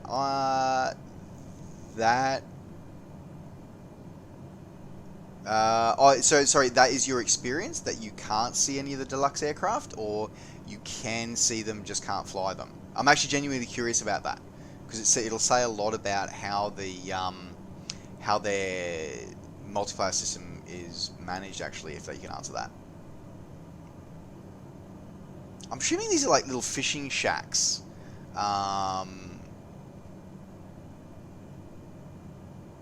For people who sort of live in sort of fish out on the edge of Lake Superior here.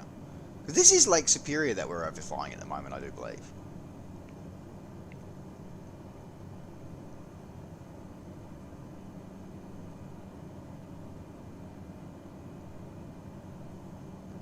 I do love how rich and green this part of the world is, and it's something that always mesmerizes me every time I'm up here spending time with my fiance and my family, just on the other side of Lake Superior in Michigan, is how amazingly like green the evergreens truly are. Like, it is absolutely amazing.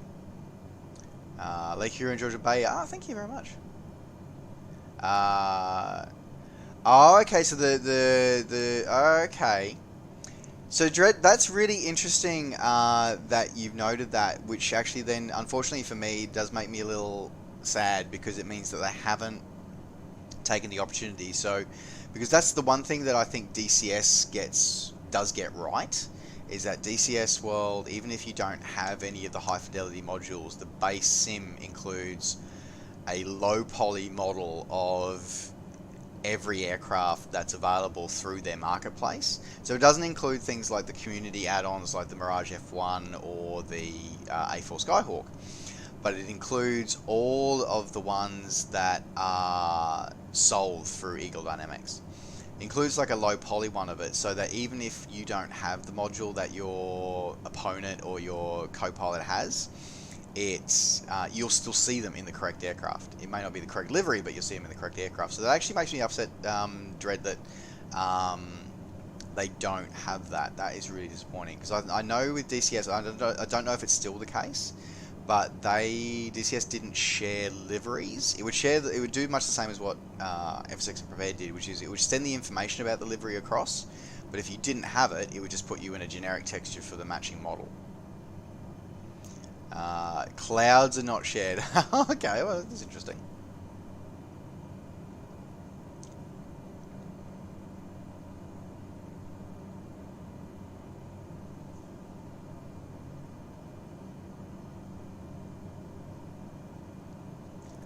I know, I was not so, actually, it wouldn't be this here, it would be closer to Sault Ste. Marie. It's the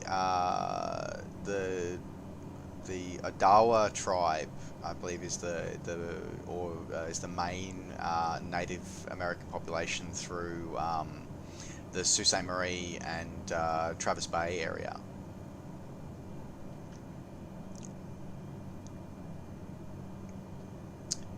Carl, thank you very much for confirming. Captain Fingerpaint, thank you very much for confirming that. Yeah, as I said, it's one of those things where what I was really hopeful for would that there would be sort of low poly models or versions of, say, the premium deluxe aircraft included with all versions, so that you would see them in the correct aircraft. So I guess maybe that's something we should all put on a wish list for an update for the sim. I think maybe we should all I said, and make sure, folks, as I've said this before, is that when we're talking with Microsoft, and we talked about it earlier, that this is the start of a journey with Microsoft. Like, this is a 10-year commitment they've given to us as a community, which means they're here for a long time. So yeah, are things perfect right now? No, but let's give them positive and constructive feedback about how they can make the experience better. So let's, when it comes up available for us, let's have those discussions positively. Don't say, oh, it's crap because it doesn't do this. Say, look guys,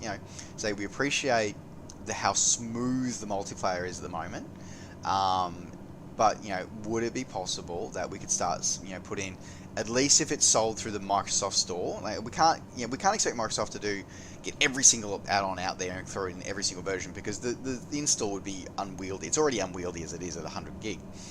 So, but I think if we were to say to Microsoft, at the very least, if we could have a low poly model of everything that's sold through the Microsoft store, then that would be a great way to make this sim even more inclusive than it is before. And it would also, I think, encourage people, because I've talked about this as part of the 3 Grumpy Simmers, is that we've talked about this where we should make sure that we're actually supporting the Microsoft Store, because Microsoft are providing this.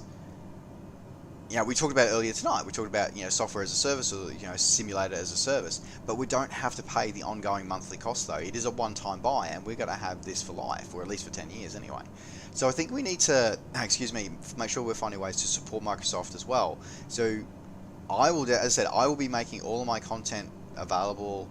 Hopefully, when I get my Microsoft, or if I get my Microsoft partnership agreement done together, then I will be selling and making my free content, and my paid content will be available by the Microsoft Store, because I want to make sure that I do my part to support our community and make sure that that we all show to Microsoft that we are an engaging community. We're a community that is willing to work with the developers to make sure that we all have a fantastic experience.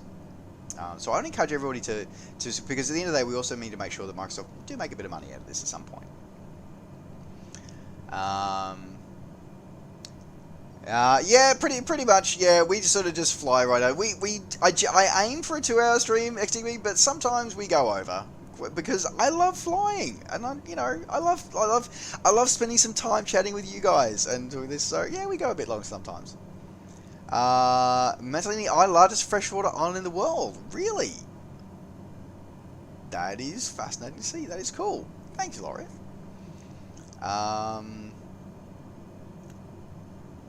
Yeah, it's been an hour drive. Yeah, or a lot shorter flight though to the west than it is a drive. Major from Oz, hello, welcome to the stream. I am doing well, thank you very much. I hope you are also doing well. There was a Sault Marie add-on released for Prepared and FSX, not for Microsoft Flight Simulator. At least not that I've seen or heard of yet.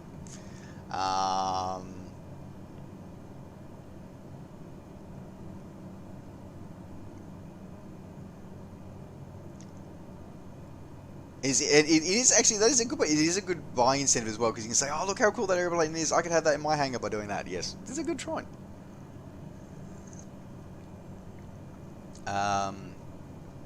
Seeing a tail dragging Peter is nice. Scooby type, yeah, I do make mods. Yeah, I do. I make so I make for the current generation of Sims, so Explained and Prepared. I make liveries or textures, skins, however you want to call it, for aircraft. For Prepared and Prepared, I also do mission packs. Unfortunately, none of those are available to the general public. I have also worked with a variety of add-on developers in the past as well, doing textures for them and mission packs for them as well. Some of which have been released, some of which have not. I also have refurbished a couple of aircraft for ESP platforms in the past, and I intend to bring, at the very least, liveries, the liveries that I do, the livery creation work that I do, I'll be bringing that to this sim. And once I have a look at and play around with the mission editor, I'll look at doing missions as well. But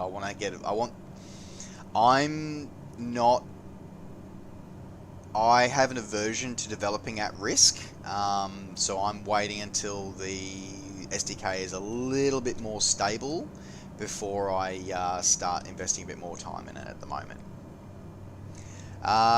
Do they have airlines like Delta in game? So at the moment, funnily enough, if you have a United aircraft, if you're running real world traffic and you have a United aircraft comes on flight radar and gets injected to the sim, it will have the correct livery visualized. Otherwise, no. Microsoft have said that they are working with other airlines around the world to partner with them and get their textures put in, but it's a TBA on the moment.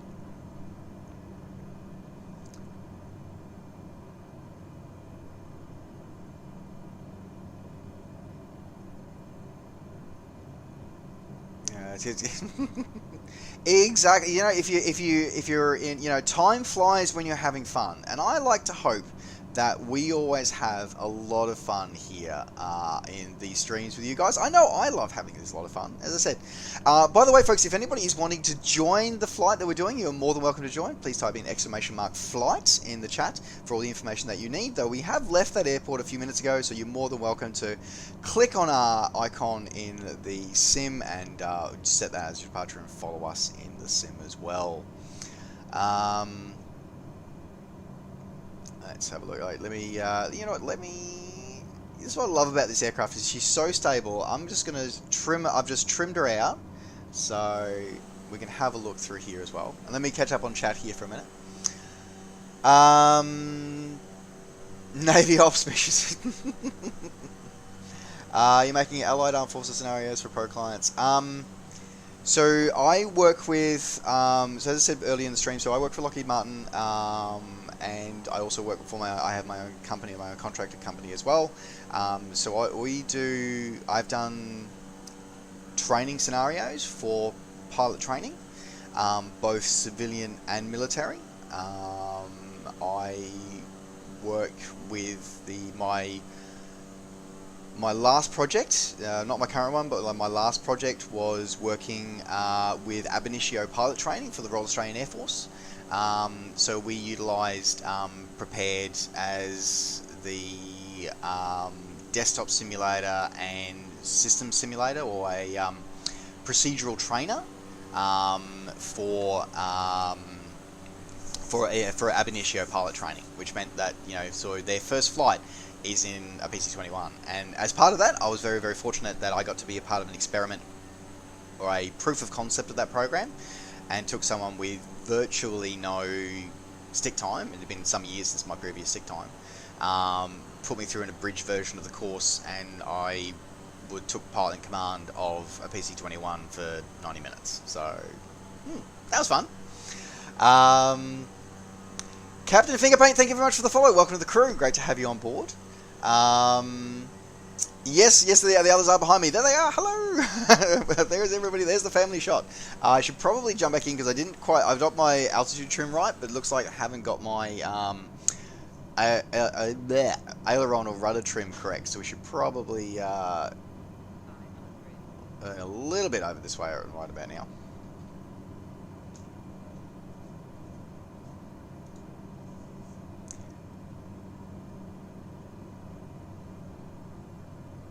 I'm just loving the gentle, like the wave physics improvements have been pretty awesome as well.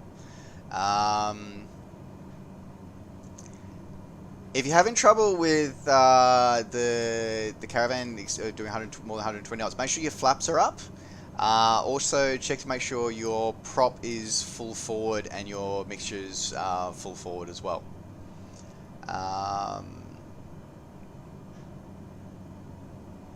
Just quickly catching up on chat here as well.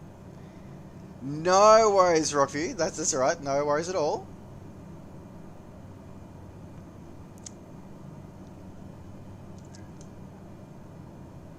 So it's got South Bay Mouth, which runs a ferry to the Bruce Peninsula. Nice. And we're heading to the ferry is called the Chi Malman. That's well, nice. I am not even going to try and pronounce those because I'm sure I will slaughter whatever the pronunciation is supposed to be.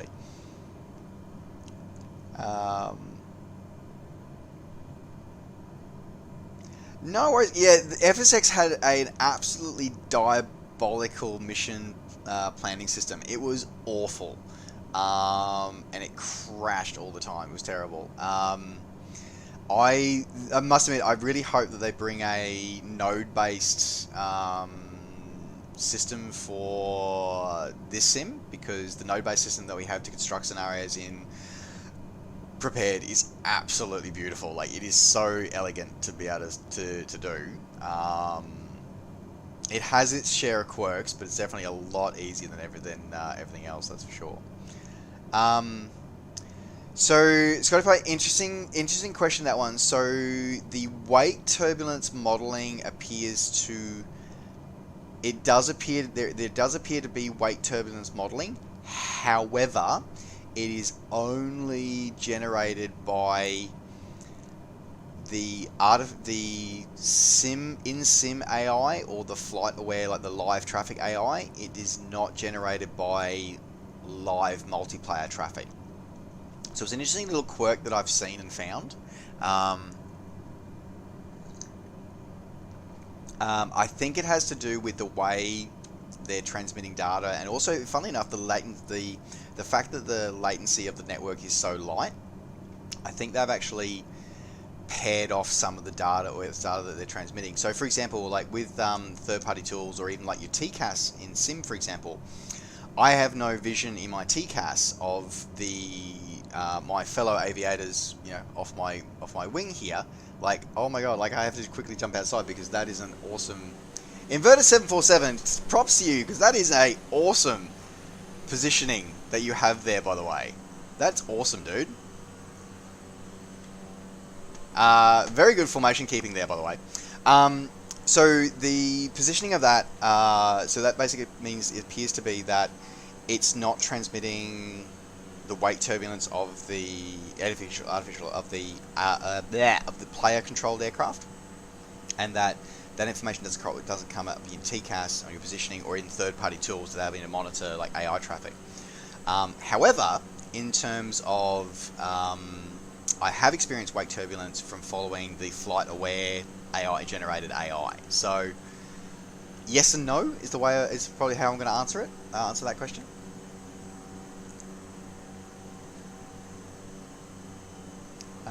Noise, Aladdin, take care, good night, see you on the next stream, hopefully.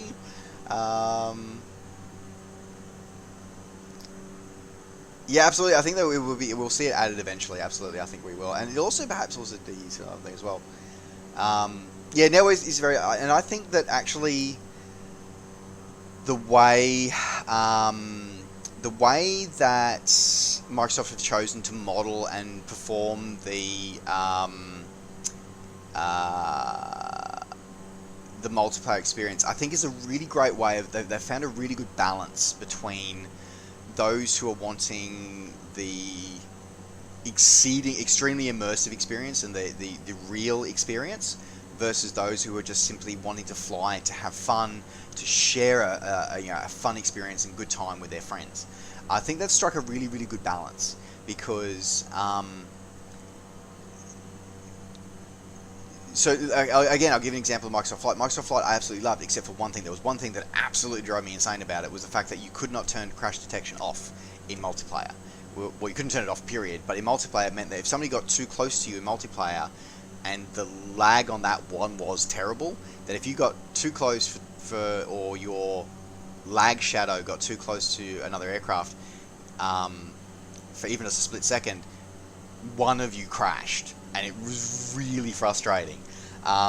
So I think that this was a great way to balance that and actually sort of go, so no, if you get too close, that's fine. You just simply phase through the other player. So nobody's player experience is negatively impacted by it.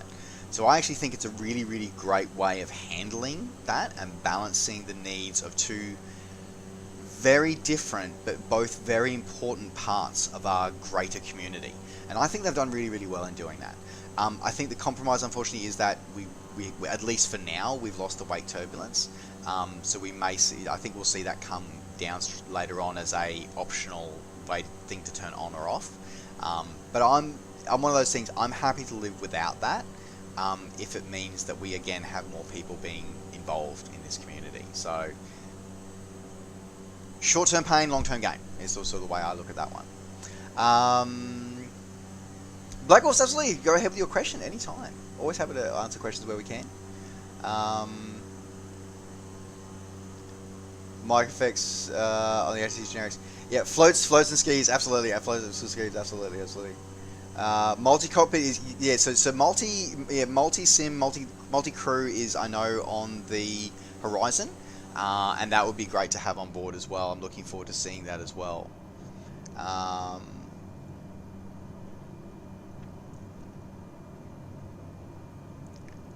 When you mentioned live traffic, is that what it is? That is absolutely correct, Scotty Pie. So the Microsoft have an agreement with Flight Aware, I think, was others. I think it's Flight Aware is the main one they've got. Look at that! Look at that cloud out there. Sorry, we're totally gonna have to jump back outside to get an awesome view of that cloud. 1 second, guys. Totally getting that view. How awesome! How awesome does that look? Ah!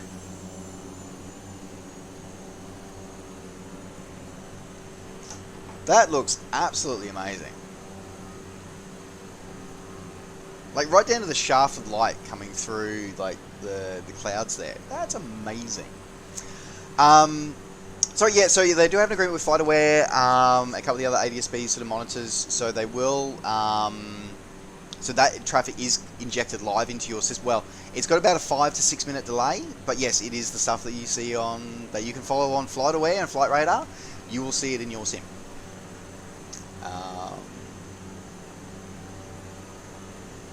Yeah, it is kind of hilarious. You see hearing the ATC try and give directions to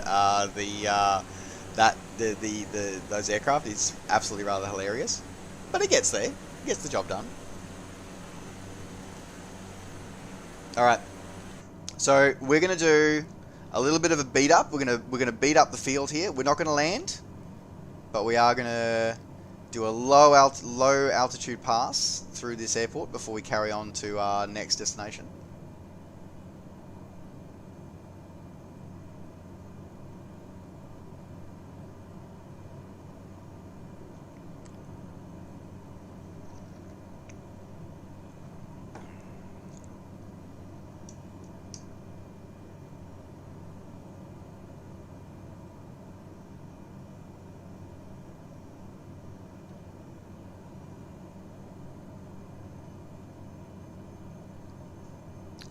So I'm not sure about I'm not sure how it works for bush pilots in Canada, but I know bush pilots here in Australia, they do a beat up of a landing strip before actually coming into their landing. So beat up being high speed, low altitude pass over where they're going to land to make sure that the cows and the kangaroos are off the strip.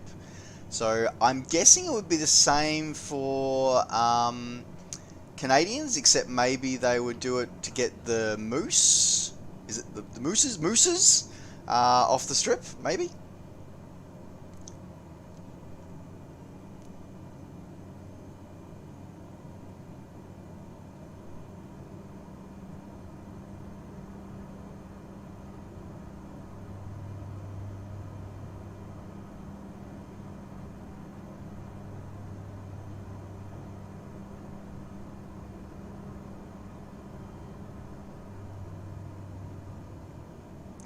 In plural of moose, meese? I don't know. That's what I'm sort of wondering. Is it meeses? Do you hate meeses to pieces?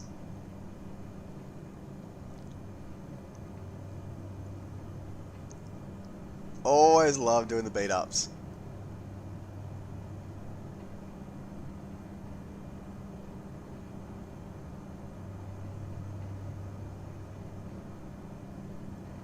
For a little remote bush strip, that's really well done. I know it's all done by the AI. That's actually really well done. I'm impressed. Sparker VR, hello, welcome to the stream, my friend. Yeah, so reverse thrust. A lot of brakes and reverse thrust. Put the beta on. Really impressed by that. Okay, anyway. Alright. Onwards and upwards. Oh, we should totally follow the road. I'm going to follow the road for a bit.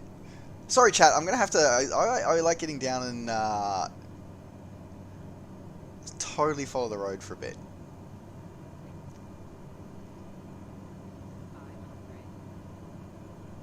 Wingtips are my wings are a little wide to get right down in that road, I think. But... Alright, Goblin's going for it. Oh, that's it. Oh, no, maybe.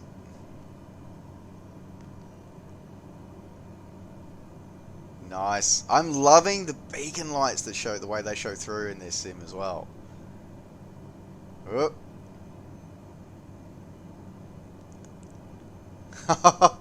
Oh, that is some skill piloting there, Mr. Goblin.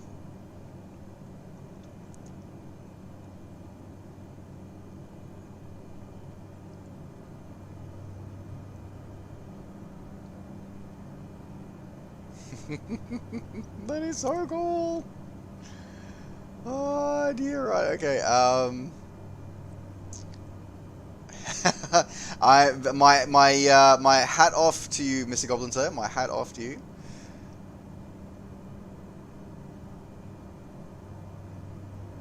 I'm waiting for them to see some logging trucks coming through there as well. Alright, give me a chance here. I'll quickly see if I can catch up on chat while we go through here.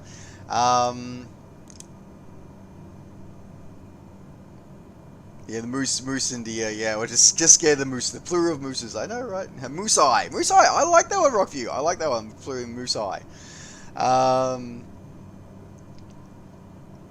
DCS. DCS. As I said, I would love to spend more time with DCS, but DCS is a massive time sink. I find. There you go.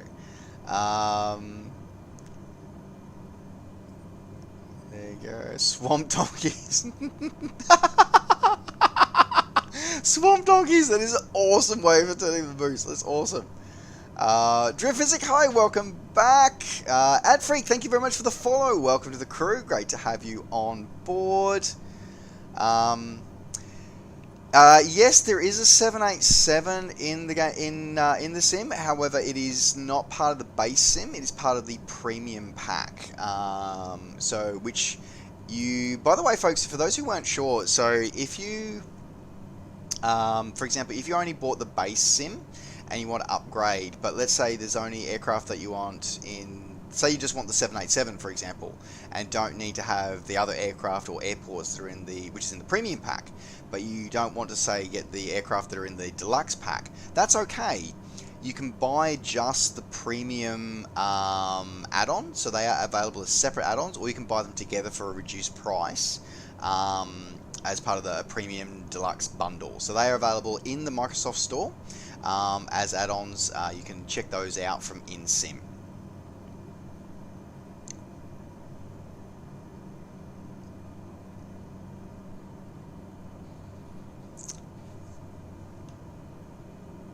Oh, it'd be awesome. As I said, I was going to say, Captain Fingerpaint, I may have to hit you up for those because I have the bug.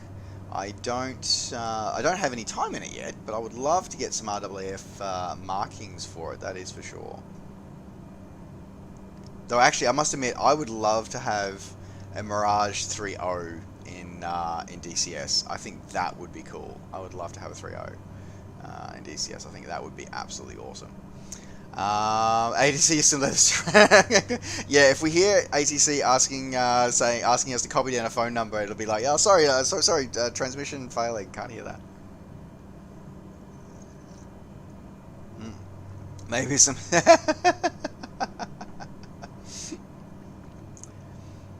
Oh, nice. Add-ons are very expensive from the store. Is that from the Microsoft Store for this sim or for the DCS World Store?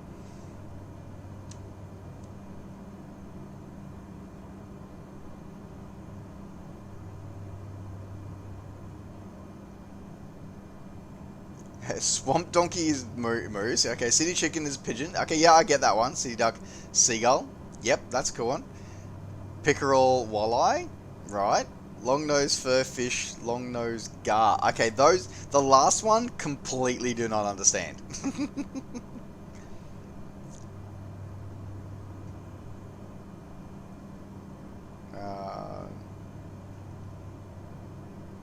Okay. Oh, nice. Excellent. That is awesome. I will keep an eye out for those then. Can I think of it? I tried my hand and started putting together a couple of Warthog liveries many moons ago, and quickly gave up because that paint kit was an absolute nightmare to deal with. So I was like, yeah, I'm done, and I never finished them.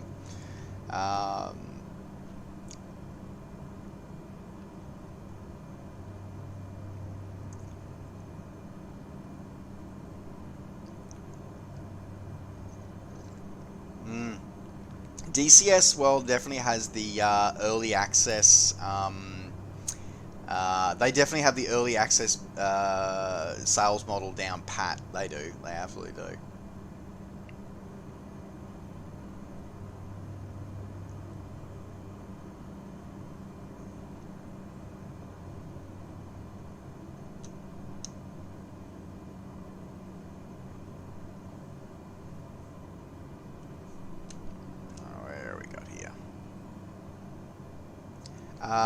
Yeeta Child Leader, thank you very much for the follow. Welcome to the crew. Great to have you on board.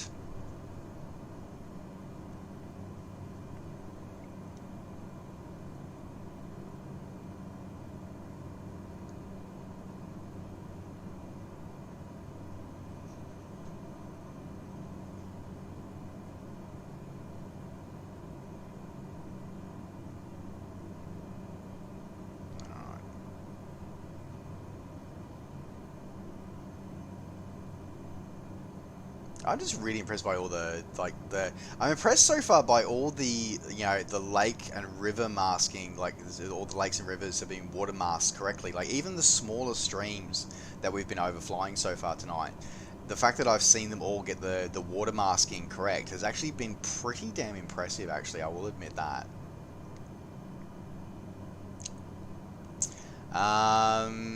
So you fly Hueys and Black Sharks and DCS. Nice. I need to sort of spend some more time. I said, like, I've tried flying the. I've got many of the modules in DCS World, and I just do not spend any time flying them. I've got the Huey, never started it up. I've got the Black Shark, and I've flown it a half dozen times. Really enjoyed it. It's just really challenging because I don't fly I find frantic palm trees to be very challenging, thrilling but very challenging. I have the FCS, the FC3, is it? I have all those aircraft as well. I got the Tomcat, the Tom Kitty, the Hornet. My favourite, though, the one that I have probably spent the most on, the A10 obviously as well, the one I've spent the most time in, though, is the L39. I absolutely love that for flying around in. It's awesome. Not sure, Certified, what your latency would be. Definitely, as I said, just join on the Southeast Asia server and find out. It'll be a great experiment for us all tonight. Yolito Pro 2008, thank you very much for the follow. Welcome to the crew. Great to have you on board.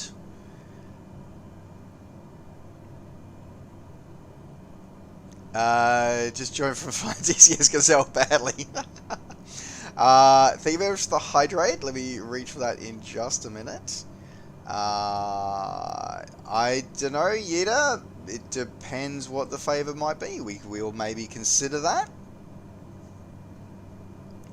Alright. Yeah, I think the latency doesn't seem to be a huge issue here in this sim. But we'll see.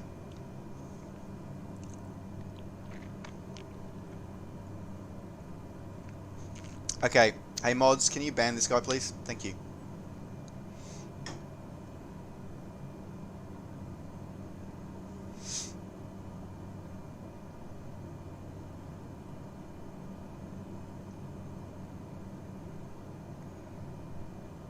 Thank you.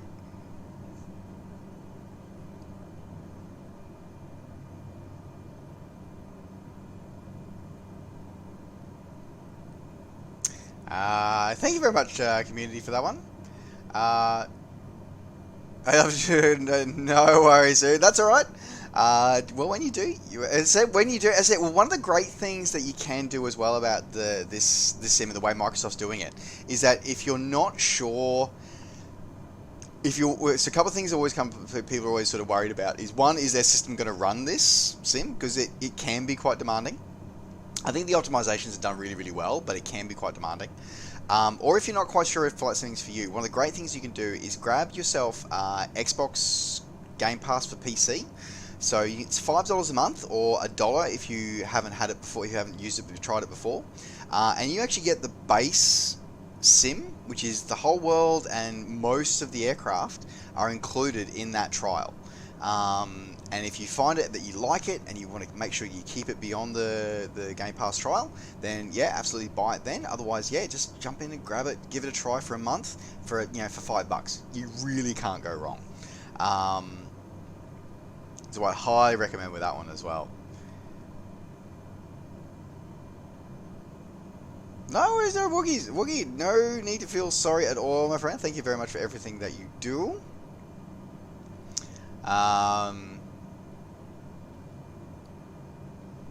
That's okay.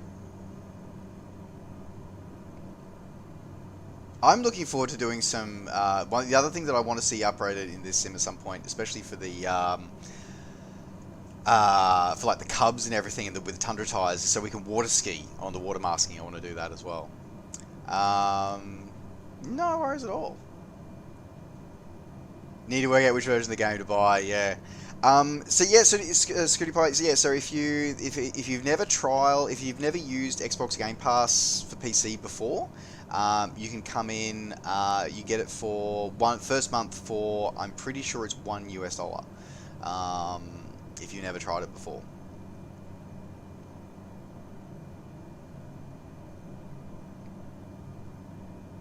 Yeah, nice. There you go. Floats and skis. As I said, we got Tundra tires, so we're on the right way towards it there. That's for sure.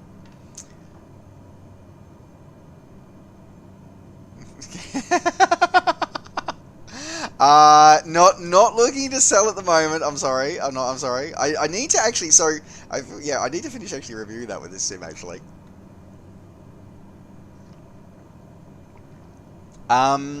I will not be getting it for Xbox. Because okay, so let me rephrase. I don't know if I'm getting it for Xbox. So, I do own an Xbox, but I own an old Xbox 360, which I'm pretty sure none of the inbuilt apps in it are actually even supported anymore. So that was one of the few things that I ended up keeping out of my divorce, was I kept the console, which she played more than I ever did. I'm not really a console player, but I keep it because I love my Ace Combat. I absolutely love Ace Combat. I think it's awesome because it is so batshit crazy. I think that Ace Combat, as a general rule of thumb, finds a really great way of balancing arcadeisms with enjoyment, and I think it's a really, really fun way of just whiling away a few hours. So I think, yeah, so I just play. I have it for playing that on, and I dust off the controller about once a year to play it. So I'm guessing that my poor ancient Xbox 360, which by that point will be what, 2 or 3 generations old, is probably not going to go so well on being able to play it. So I'm going to say probably not. Though if it does run on that console, I will definitely give it a go. And if I get a capture card or something, I might even stream it and give my thoughts on it. Alright guys, let's okay, so let's go in for, what runway are we going to be going in for today?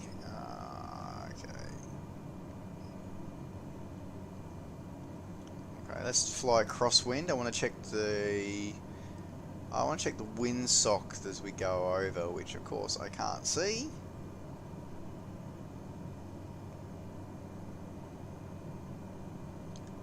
So it looks like 04 is going to be our arrival today.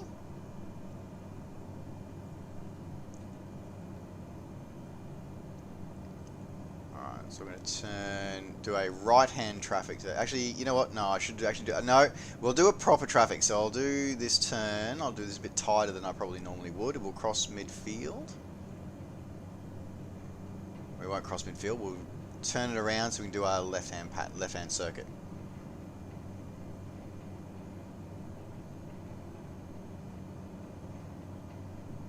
Alright, so doing...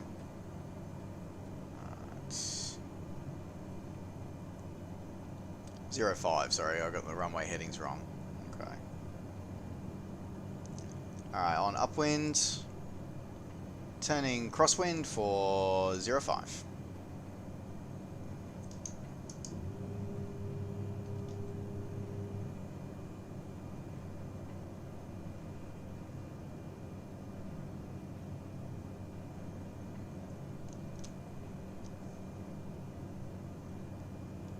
Turning downwind.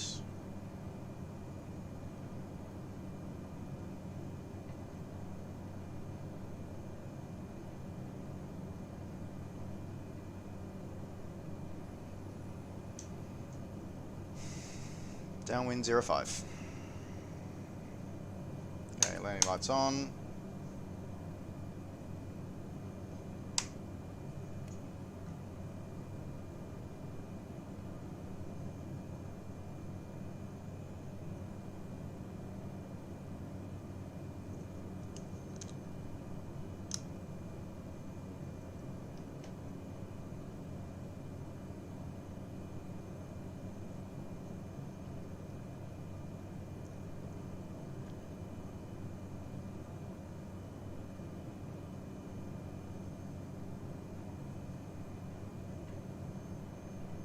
Turning base.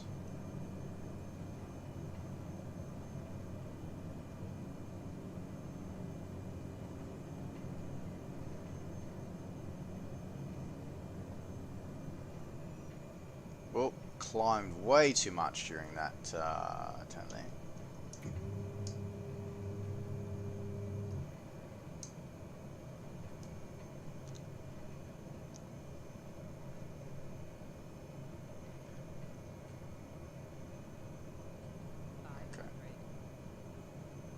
A little bit above the slope.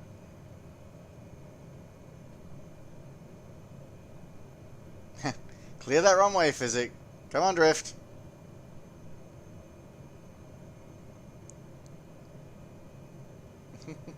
Traffic, traffic. Alright, we'll go a little bit long.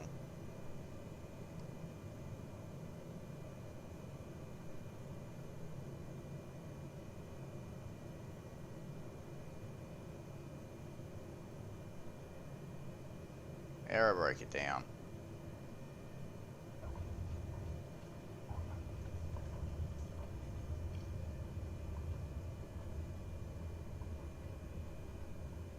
Didn't even have to go into beta for that one.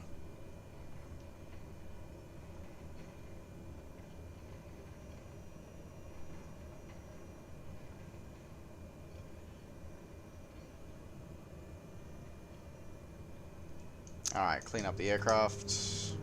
Taxi light on, landing light off. That's a neat little airport, this one. This is really cute and really neat little airport.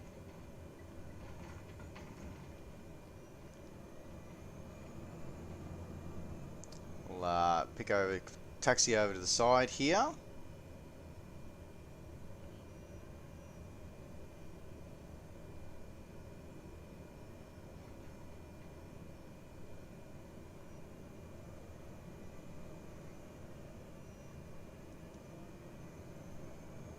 We'll see if there's a parking box here that'll trigger for me. Probably not.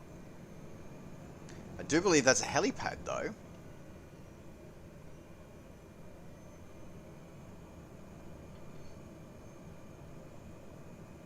There we go, okay. Alright, and parking brake is on. Alright, prop set to feather. Mixture set to fuel cutoff. Close shut-off valve. Taxi lights off, nav lights off, strobe lights off. Avionics buses 1 and 2 disable. Alternator off. Off.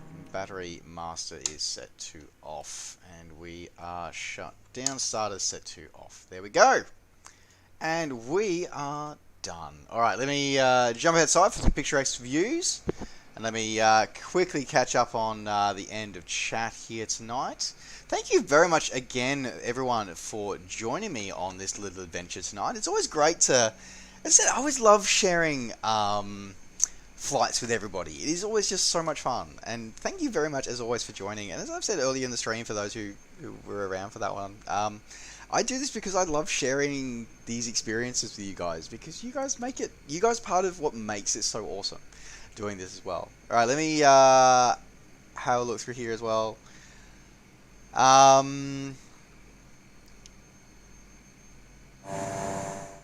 It's already got here. Xbox Live. Yeah, so yeah, because I know that's right. There is another Game Pass version that has both Xbox and PC for Game Pass. We get Xbox Live all included as well, which is great for a family one. It's great for a family account. So if you have I think, you know, once my family and my kids and we're all on the same continent, then that's probably what we'll end up getting. Is we'll get that because we can get there's a special rate you can get with like an adult and a couple of kid accounts. So we probably include that as part of our account, I think. Haven't played Ace.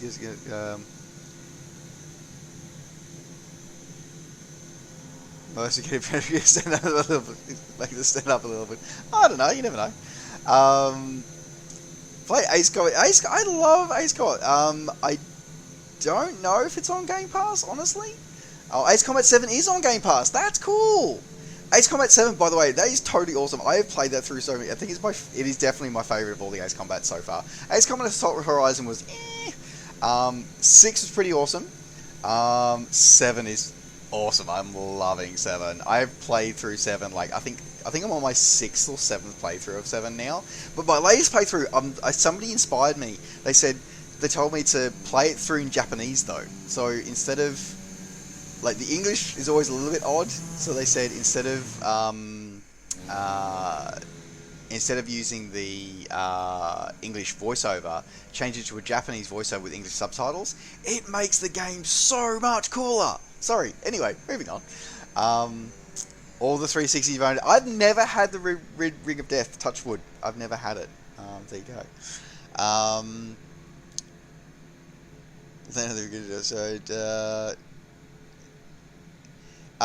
Zoom feature like X-Men 11. I'm not quite sure which zoom feature you quite mean. If you mean like zooming like the camera, then the scroll wheel works to zoom. Yes.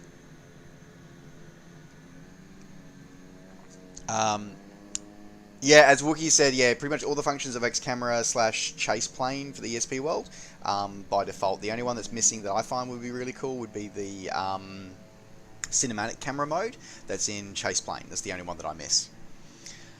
Laurie has no worries. As I said, thank you very much for the thank you very much for the suggestion. It is awesome. As I said, it's a beautiful part of the world. As I said, I spent a bit of time over at the in Sault Ste. Marie and over across the other side in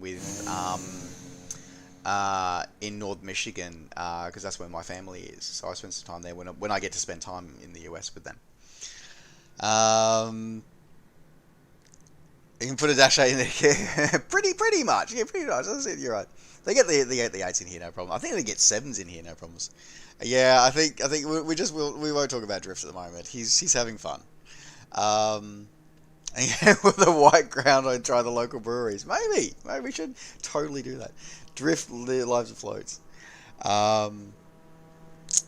There we go. All right, guys. I think we are going to wrap up tonight's stream now, but thank you very much, everyone, as always, once again, for joining me, because I love spending this time with you guys, because you guys are really... Oh, sorry, hang on, I was going to quickly check something here. Thank you so much for spending time with me and chilling out with me. It's really awesome. As I said, I love flying with you guys. It's really great to see you, everybody here. So I think, what we're going to do is that it is a more traditional sort of work for me, or we're getting back to our normal schedule here now this week. So tonight, as I said, was obviously Microsoft Flight Simulator. Next up is going to be on Thursday. We'll be back in Prepared. We'll be flying in Air Hauler 2. And after that, on Friday and Saturday, who knows? Saturday we'll definitely be back in Microsoft Flight Simulator. Friday, not so sure, so we'll find out. Otherwise, guys, I said no problems. As I said, I'm happy to be here. We're going to go explore another Microsoft Flight Simulation stream. See how he's going. He looks like he's on approach. We're going to go have a chat to London Controller. So this is going to be our raid tonight. So make sure we share the love of Flight Simulation and Microsoft Flight Simulator. So let me just get all this set up. Alright guys, so as I said, thank you very much for joining me. I look forward to seeing you all on the next stream. In the meantime though, folks, take care, safe skies to all, and we will see you on the next stream. Be kind to each other, be good humans, be welcoming to our community, and we'll see you all next time. Bye for now.